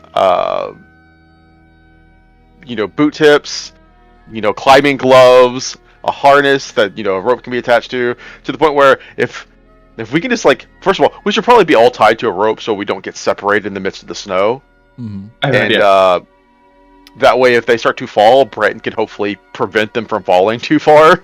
I'm putting the potion of Featherfall on a thing around my neck. I haven't done that since we were on the airship. Fair enough. It's been a while. Reaction potion. I like that you rebought those, though. Of course. So, I get tied to Breton, 30-foot rope, but I'm standing on his shoulders. That way, when he gets to the highest point of the rope, Ruby can fly up, python in, and just train it up. I can't fall. Joala looks at all of you as just like, I'm going to remain untied if you don't mind. I understand. Mainly because I'm going to be the one guiding, and I don't like the idea of having two individuals in plate mail pulling me off of the mountain. God, yeah, it's going to be an absolute nightmare. Yeah, it's definitely going to suck for you guys. You also look at her, she's like 5'9". It's like, she would just get pulled off of the mountain. You're assuming that I'm going to fall. Not assuming anything, I never assume anything. That's a lie. Is it? Yes, it is. Everyone makes assumptions about something. You just assumed you were going to fall. You hope for the best, but prepare for the worst. I understand. Let's just go. Okay. It is bitter cold. Bitter cold. There was a sharp wind. It's not very strong, though, right now. But it's like a good minus 15 here at the base of the mountain. Degrees C. So, whatever that is in American. Well, let's see here. Depending on how cold it is, it becomes irrelevant. So if it's like minus 10, it's minus 10. Sorry, whenever I run Crystal Strahd and they get to points where it's that cold. 5 degrees in the US. Wait, 5 on the side of a snowy ass mountain? It is definitely colder than that. No, 5 in Fahrenheit. Oh. Negative 15. Negative 15 at the base, shielded base of the mountain. Right. Okay. For that awkward point where Celsius becomes the more extreme than the Fahrenheit. Yeah, we're at that point. If you make it minus 34, it's the same for both of us. Because that's when we converge. Weird. It is very I've weird, got a temperature yes. converter on my other monitor now. You just need, whenever you got a party of multiple, like Americans and everyone else, then always have every setting, it's always minus 34. Then it doesn't matter. Joala points out. This is now winter campaign. We have at least an hour before the path diverges. We can either then take the inner mountain paths and go through the tunnels. That tends to be a bad idea as it's very heavily infested, or we can go around the ring of the mountain, but that will require our feats of aptitude. Alright, I'm gonna make a shout out for tunnels because we're badasses and I'm wearing armor. I'm going to fall off the side of a mountain. Tunnels, much more comfortable, even if it's infested with You bullshit. will still be required to climb inside the tunnels. I'm sure, but I'm not gonna fall to the base of the mountain. In that case, it feels like a more suitable locale. Anyway, that's my vote.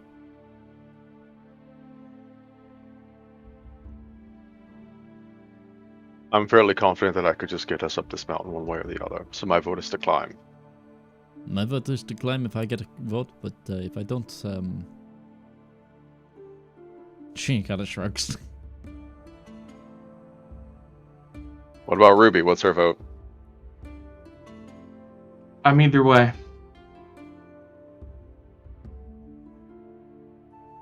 Unfortunately, that doesn't help us in that we need a decision. We need to go. Are we going through or are we going up?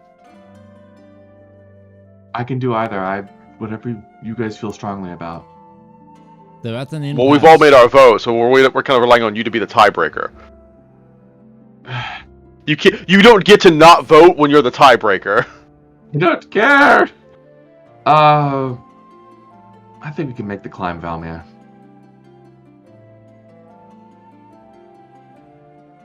Hope you can catch me. All right.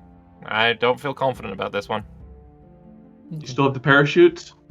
I have a one potion of featherfall. You didn't save a parachute from the skyship? I never had one. I mean, no, it was on the. I never had one, and also it was on the skyship that then sank. It was Didn't help the it was skyship. Darius that made those. I think we'll be alright. Any of you have a immovable rod that I could borrow? The fuck is an immovable rod? What's a rod? It doesn't move. Only one of the greatest D&D items ever, and it's so underutilized. It is the No Swiss group- Army knife of D&D items. It can do whatever the fuck your mind can put to it. And yet, for some reason, I've given it to groups, and then they never use it. I know what it is. I was role-playing. Yeah. I take neither of you have one? No, we've never gotten one. Darius had one, and so did Zep. Well, guess who's not here? Sorry, Zep. Apparently you got the B team.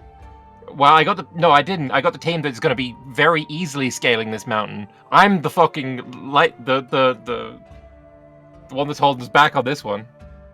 I think I have a scroll for this, for you, Valymr. I do!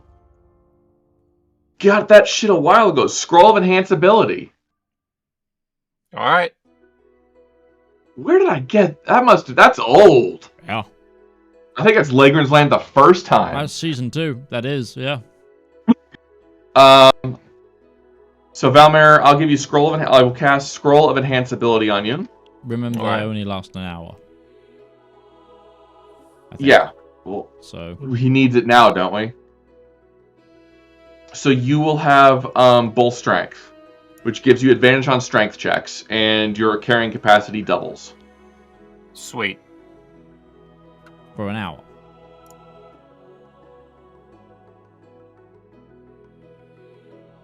You muted yourself, Valymr. I'm halfway up the mountain and going, oh, this is so easy, and then all of a sudden my armor just suddenly feels twice as heavy. Yep, that's probably gonna happen. So I cannot duration this, I cannot extend this one. It's a scroll. So, wait, can you cast meta magic through a scroll? I don't think so. Your mount is a giant lizard, right, Valymr? Doesn't it have a climb speed? Give me 10 minutes. I'll ask him. Alright, yeah, alright, I'll summon Sturka. Yeah. 10 minutes later, burrowing out the ground. Ah, g'day, mate. How's Suddenly, it suddenly Jawa. How good... The second that it breaks out of the ground, by the way, Breton is just going to hand one of those potions of cold resistance to it. It's going to freeze to death if you don't. Here, take this. Can you climb with me on your back? Because I need to get up there, and I'm not good at climbing. I can climb. Can you hold on? Yeah? Just a rope around Valmyr's waist, and then around the saddle of the steed. You're not falling off. But also, He you're goes, not you moving. go. Alright, I'm gonna ride Sturka up the mountain. Okay. I've got more of these cold resist. I think they last for an hour. They do. Let me know when it starts needing it again. When you start getting freezy. They have a 30-foot climb speed. They do. I wanted to double check that because like I remember that, but I'm just like, yeah, I think he would suggest that. Like these things are known for climbing up walls. They're lizards, of course they climb. Yeah. This one's not just a giant lizard. It's a A summoned giant lizard. yeah. They've got like 6 feet. With an accent similar to Kifis. It's from down under. Yeah, like Kifis. I've seen that fucking post before that Drow should speak with an Australian accent because they come from a land down under. It just changed my mind. Yeah. If I could, it's one I can't do. It's honestly, I'm so glad you guys never met like my Myconid colony. Because they're all Kiwis. Oh God. All right. Anyway. Cut the path up the mountain. We'll follow your lead. I think we're pretty safe to make our way up now. Okay. The first half of the first part of this journey is difficult, but it's not super difficult. The weather is actually pretty good today, or despite the apocalypse in the sky. It's not at a level where I'd require you to do any checks yet. But it's slow going.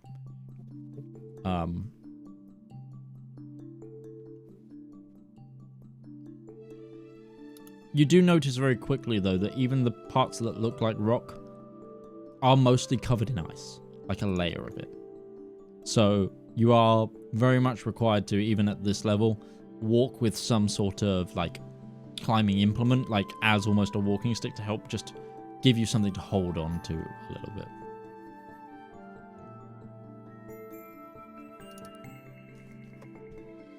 Jawala just shouts out as well. Seems we're getting relatively lucky today. Good. Let's hope it lasts. Continues to climb. I will require now, all of you, Valymr, I will get you to roll an at advantage strength check on your end for the lizard.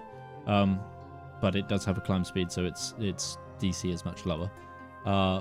As you begin the actual climb portion, to give me an athletics check. And is this something we have +1 on because of Aya's strength? Doesn't apply to ability checks. That was one thing it did not apply to. Fuck you, Aya. Am I able to fly my way up without having to worry about it too much? Well, all creatures make strength and dexterity saving throws at advantage, but yeah, no. Not ability checks. Can you fly without too much? Yeah. You can fly up. Right now, yes. I'm not like zone going out and in. This is like flying, just hop my way up, basically. Right now, yes. The weather is clear enough that that's not going to be an issue. Okay. Is it strength check or is it athletics check? Either. Okay. But this is for your creature. It doesn't have athletics. So Okay. it's a strength creature. So it's +2. +2. Okay.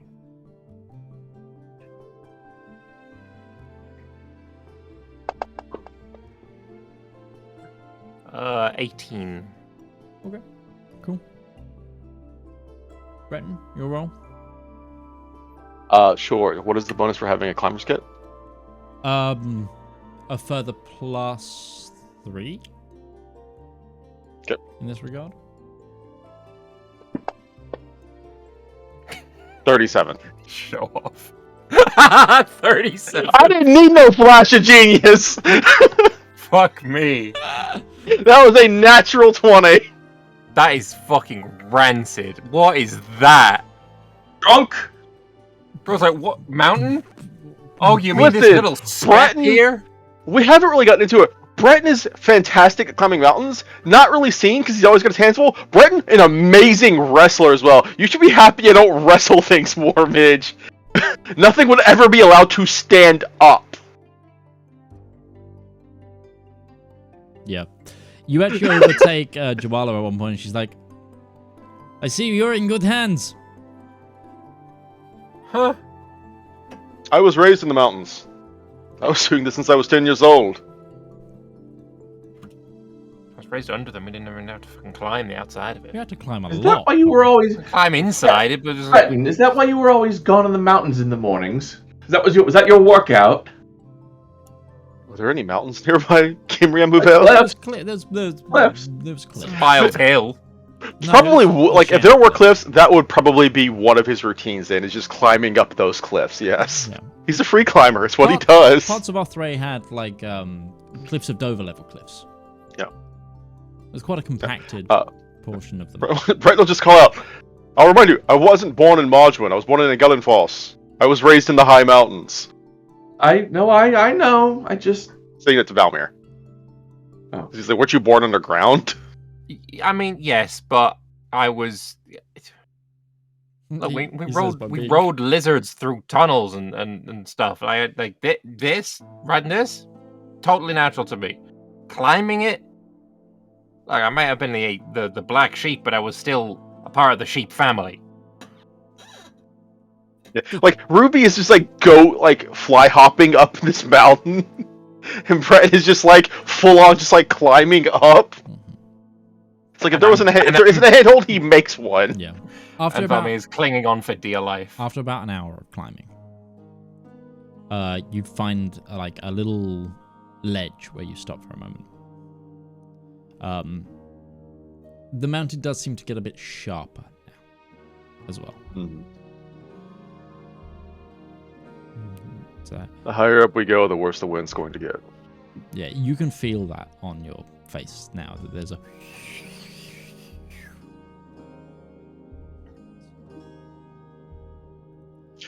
Breton, you have high perception. Make a perception check for me. Sure. Well, all I know is the wind ain't getting in my eyes. 23. Got a blindfold on. You also see some weird, thick clouds about halfway up, but not fully like wrapping the mountain, just like hugging one side of it. That look slightly unnatural. Is Saruman getting involved in our mountain climb? Motherfucker. He would ask this is pointed both towards our guide and towards our resident magic experts. Is that supposed to be there? Is this one of those trials things to ensure that we're worthy to get our way up the mountain? Weren't no clouds where I came from. Chihuahua looks up and is like, that's not natural. I didn't think so. As he looks over towards Ruby. Think the witch conjured it? Or is that something where a beast is spraying it out of the side of the mountain?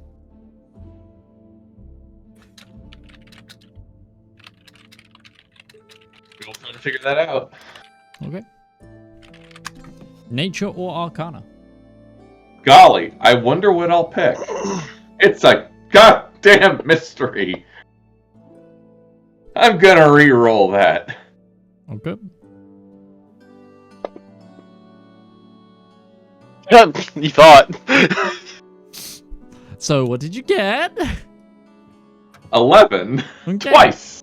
Which is 22 if you combine them. Sadly, doesn't work like that. Ruby is like, we're up high enough now where it's like, just through shivering teeth, it's clouds! It's clouds! Ruby, you don't know what it is, but something does catch your eye now that you've been pointed to it. Actually, all of you can see this. At one point, there is a ripple of red lightning that goes around the cloud. Not down, not striking the mountain, just like a very quick ring. Fuck is that? I mean, it's a hope over 100 feet away. I can't see it. Yeah, you can't. Red lightning. Uh-huh. Is there something familiar about that? Elemental? I mean, the sky's all red from the whole world-ending thing. Dragon? No. It I was going to say, when Zethacris appeared, it was in red lightning. Purple, wasn't it? Dragon. It was all purpley. Could be one of his siblings, if I'm right. Or I might be wrong, and it might just be him.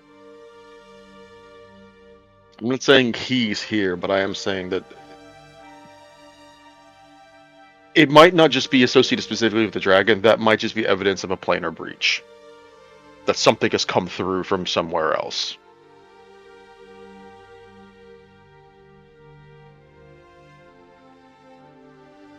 Somebody's here.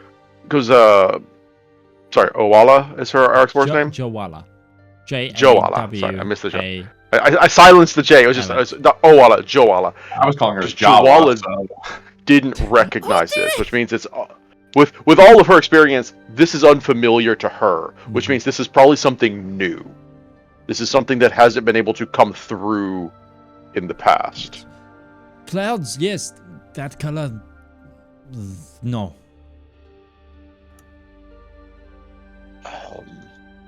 We need to get to safety.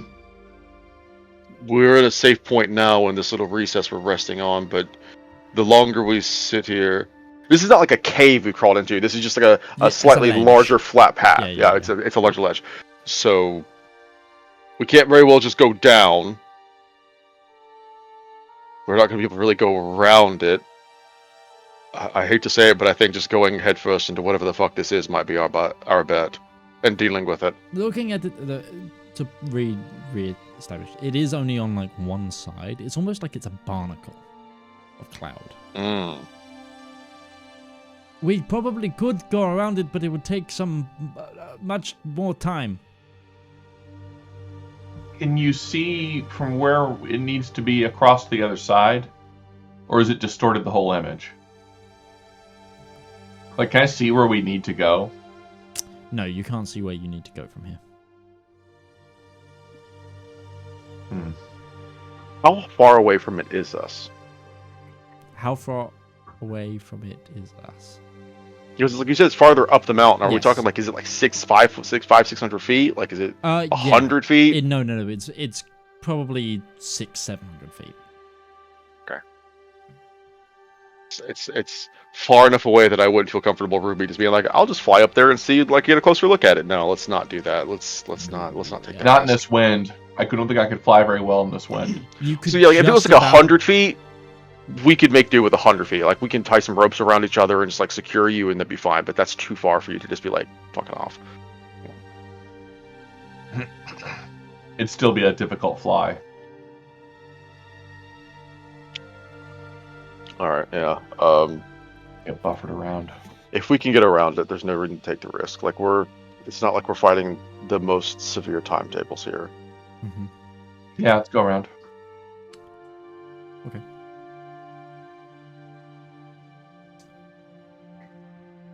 And also, just sitting here discussing it is all just eating our time up as well. So we can't just deliberate forever. Okay, we climb. I need the same check from everyone who is physically climbing. This is the point where I would say about halfway through this climb, Ruby. This is where you'll have to probably roll because you're going to have to climb more. Your wings can certainly help, but it will definitely be more of a roll as well. Acrobatics? Athletics. 14. Well, I went from a natural 20 to a 3 for a 20. Your 3 is a 20. Holy moly. 17. Zep is not the only person who can do fun things when you get big numbers, okay? No, I know. It's just he was doing it at level 5. God damn that man. Artificers, man. I know, they're a fun class. They're even more wild in 2024. Yet to die. Wasn't aware they'd gotten any supplement for 2024 yet. Get the Unearthed Arcanas out for them. Okay. Also, is anyone gonna keep an eye on that cloud as you climb? Yes. Nope. Those of you who are, make a perception check, please.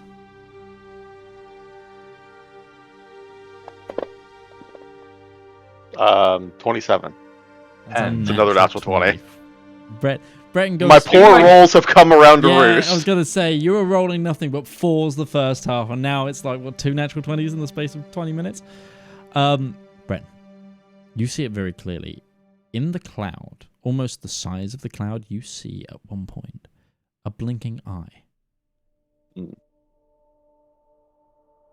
Kind of magical. Not like it's an eye of, like, attached to a creature, like the eye is the cloud. Eye is the cloud.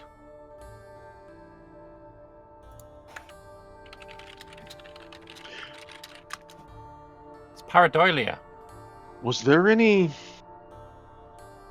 What? When we were going through the factory in the Infinite Abyss, was there any red lightning in the mist there? Give me a perception. No. As in the mist around the factory? Yeah. No. The red mist. No. No, that, if you remember, that mist was completely made of bugs. Okay. Pretty much. I'm just trying to think of, like, I feel like red lightning is so familiar, but I can't remember There was red lightning what I associate it with. When you saw something, yes. I think it was when Zethicrus came out. That's what I thought too, but I'm... You might well be correct.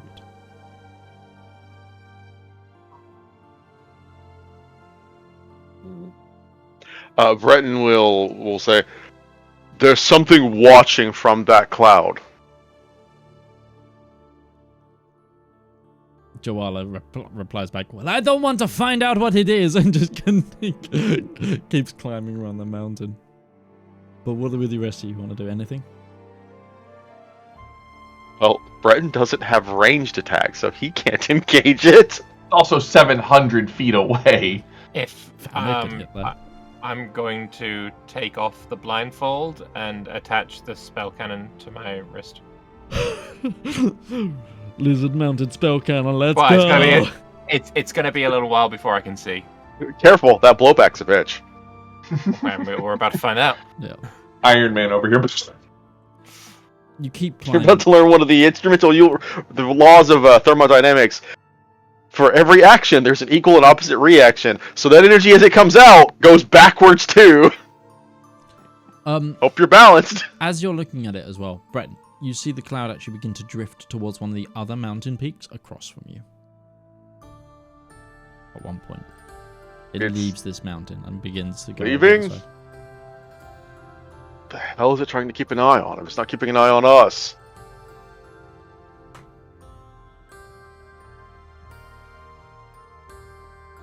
Joala speaks up. You say it's looking for something? It's a giant eye in it. Perhaps it's patrolling.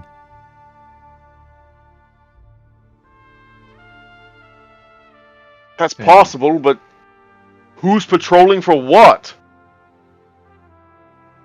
We're climbing an ice-filled mountain that used to be part of a desert to go meet a witch. Somebody That's knows my about point. it. Is she looking for something, or is something looking for her? Or something looking for us. Valid on all points. Somebody at the court She shouts dined us back. out. That is fair. I see another ledge ahead. Oh, thank gosh. After about 25-30 minutes more climbing, you come to another ledge to divot, which has a bit of a cave to it this time. The cold is getting massive, and actually, I would say that the lizard is like, it's getting a bit nippy, mate. Like, I'll give him another. at this point, enough time would have passed.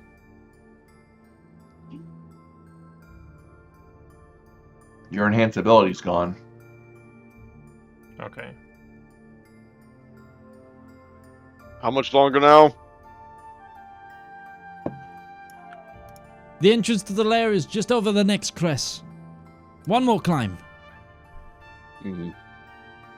Like, not really worried about himself, but just kind of looking concerned at, like, The rest of it. the conditions are worsening for his compatriots. Mm-hmm. I'll be alright. This is folly, Gandalf. You're going to kill the hobbits. You need to go through the tunnel. Take them back to the mines of Moria! Is that the only time in the series Gandalf was basically like, you know what? You're right. I fucked up. No, No. he said he gave the vote to Frodo. The ring bearer must decide. But it's Yeah, but who made the decision to go across the mountains in the first place? Gandalf. the other Mm, the other time he mm. owes up is I need to read the series again. I think This it's has been it's so long. about near the Palantir and stuff, which is why he rushes Pippin to myth. That's Yes, in Two Towers. Yeah, it's That's not, way not later. in the, yeah, I know, but he said in the series, not just the first book. Also, the mountains. I just say, is that the only time in the series where Gandalf is wrong? No, there may be another time. I think it's with the Palantir. Oh no, technically as well. He's wrong about Saruman. Yes, he is absolutely wrong about Saruman. Yeah. But that's someone of his level deceiving someone of his level. I feel like he gets a pass on that one. Yeah. Fair.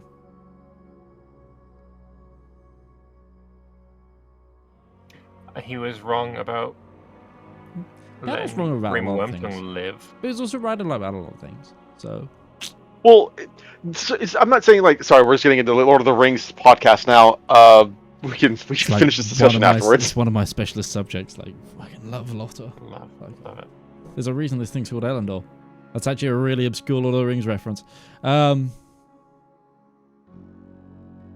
Anyway. One more climb. Uno mas. Yes. Any rolls below a 15 here will incur issues. So I'm good, right? Probably. The lowest I can get is an 18. Oh, you know, a natural 1. Exactly. I can fail this spectacularly. So for the sake of this, because of this assurance, Ruby, do you literally just want to tie yourself and like wrap yourself around Breton like a baby Bjorn, and let Probably him not a climb bad for idea. you? Probably Let him not a make the bad climb idea. for you.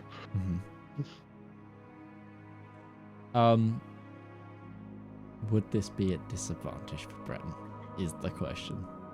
I mean, I'm happy to make that roll a How disadvantage. bad do you think Ruby is? It's, Choose your words it's carefully. the awkwardness of the surface that you're scaling. It's frozen Full armor. ice in full armor with Like- high wind. Like, It's not. It's like weight is not a concern. The concern is Ruby is still 6 foot tall, and Breton is just having to accommodate having something like that wrapped around him. Like On this top is of all this of is his normal this is adventuring easy gear. climbing the cliffs of insanity. Can he do it? Sure, but like I could do it, not with 3 people. I would say it's at disadvantage at this point. Sure, I'll it's +3 with disadvantage. That's totally fair. Yeah. If I double That's, net 20 this, it's gonna live in reasonable. infamy. It's a 27. I'm rolling as well. Yep. Oh yeah, the lizard needs to roll. Oh, The disadvantage now, 'cause he doesn't have that an is a ability anymore. 22. I got a natural 20 for a Lizard really lower gets roll into his stride. than. Yeah, I rolled 10 higher than Breton, But the and final number was my lower. result is 5 lower. Ruby's gonna get chafing. You get to what eventually, Valymr, Yes. your eyes come to. Make a perception check for me, bud. Okie dokie. Oh god, you've been blind for like the past. He's been being dragged up a mountain blind. 20 dirty. You see this cloud thing, and it is coming back towards this mountain. It's probably 1,000 foot away, but you can see it's like coming towards. And you also see this, like it's like a searching eye, like rapidly, almost violently turning in this cloud, like something's going. The cloud is scared. It's scared. More that it's rapidly scanning. Oh, like freaking Sauron looking around in Mordor. Yeah. Big vibe. Big It's vibe. evil.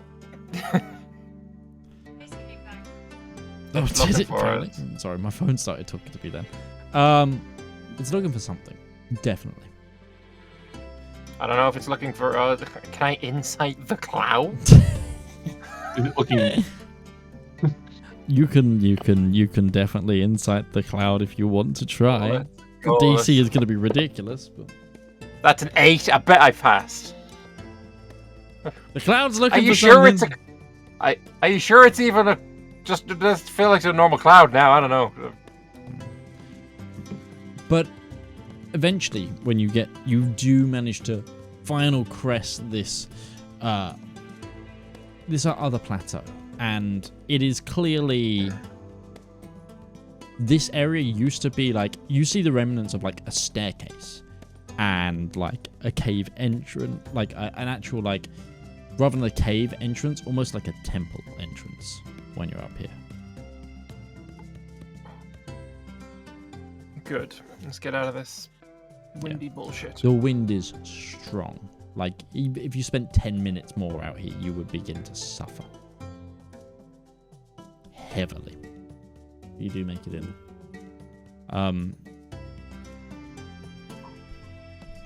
Jawala says,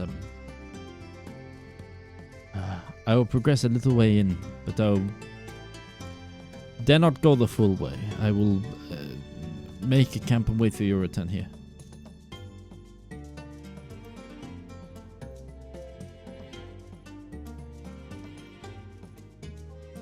Are you sure you're going to be able to make that climb back down by yourself? I'll wait at the... Are you thinking of leaving from in there? It's entirely possible, but I was also going to say, if you just wait here, you're welcome to come with us if you think your life's in danger. You'll be pretty far from home, but I mean, it'd be a lot safer than just climbing down through that with whatever the hell that is out there. She thinks. We can get message to the driver. He can make his way back on his own. Perhaps you're right. Okay. She cracks open a small, like, flask and, like, brings coffee. Yes. Cold ruby noises. Mm-hmm. Breton just climbed a mountain. He needs some protein. Yeah. You need protein? She goes into another side satchel and hands it. It's like pulling out jerky. Yeah. No, it seems to be more like a baked hardtack that does seem to have some meat in it. It's imagine like meatloaf protein bar. Sure, I'm about it. Sure. Yeah. We had our hot tato, you call it? Mm-hmm. So we had our warm whiskey sour coming up, and now we've had some coffee. Now we've had some. Our stomachs are a cooking mess. pot right now. A mess, but you move. What you do notice as well, this is like a very. It's not a wide entrance. Like it's clearly a small tunnel, and then you see ahead of you actually like a sculpted ice door. And it's not that cold in here. Like everything is like crystal clear ice, but it's not that cold. It's not totally cold. And as you progress through, you do notice some peculiarities, however. In the ice, in the clarity of the ice, you see creatures. Frozen. Some humanoid, some kind of recognizable. Others, less so. Not creatures of this plane. Creatures of elsewhere. Entombed in crystal clear ice. You see white and blue spider creatures. You see what looks to be a snuffed out fire giant. You see what seems to be like the skeletal remains of a dragon. See various different creatures. Not necessarily creatures you'd find on a mountain either. It's almost like a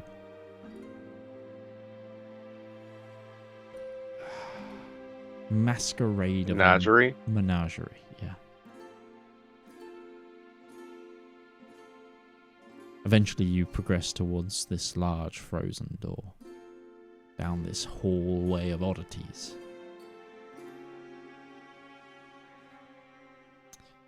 As you get close, you feel a small chill run down all of your spines.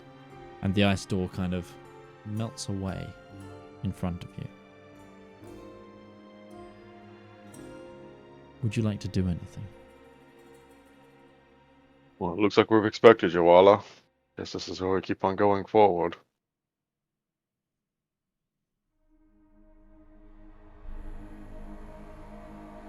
So you've never met with her, you have no idea what we should expect?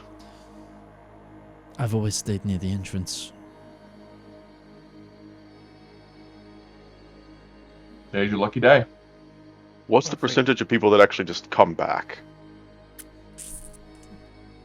70? Good enough. Just starts going forward. If we don't see you He's again, gonna- pleasure to he's meet gonna- you. Good luck in the apocalypse to come. He will make an accounting of all the creatures in this menagerie as well. Just, because this is the player always wanted to make sense of this. Does it seem like there's a natural progression of time here, or do they look like they've been arranged in a specific way? They kind of look like they've been arranged. Okay. Because you mentioned fire giant, like I absolutely mentioned, so there was absolutely a fire giant that lived in this desert, and he got pissed that he got cold, so he came here to end the cold and got frozen, and then just other things have come here to do things, and it's just, was it an order of things? But no, if it's just like they've been arranged, and they're like, this is the equivalent of putting a spike ahead on a spike outside your house, saying this is what'll happen to you if you fuck with me. Mm-hmm. I don't want to be a popsicle. I want to get out of this. Let's go and have a conversation. Yeah, I mean, technically speaking, Valymr, do I even say this? That's the equivalent of being, you technically be underwater. You'd be under frozen water forever. Yes, can you imagine if all of this melted so suddenly it'd be an absolute flood in here?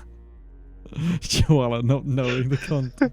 New fear unlocked! Not just deep water, frozen water! I'm putting up the hood of water breathing, the manta hood thing. Oh no. Okay. And as we progress into the crystalline cavern, we're going to end tonight's episode because we're at time. We're 3 minutes shy of time. And I feel like conversation should begin anew next time. So join us next time as Jawala,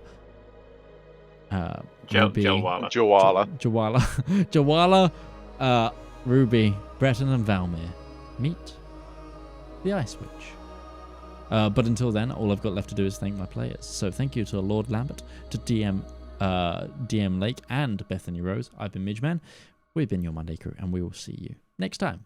Bye-bye. Toodaloo. So about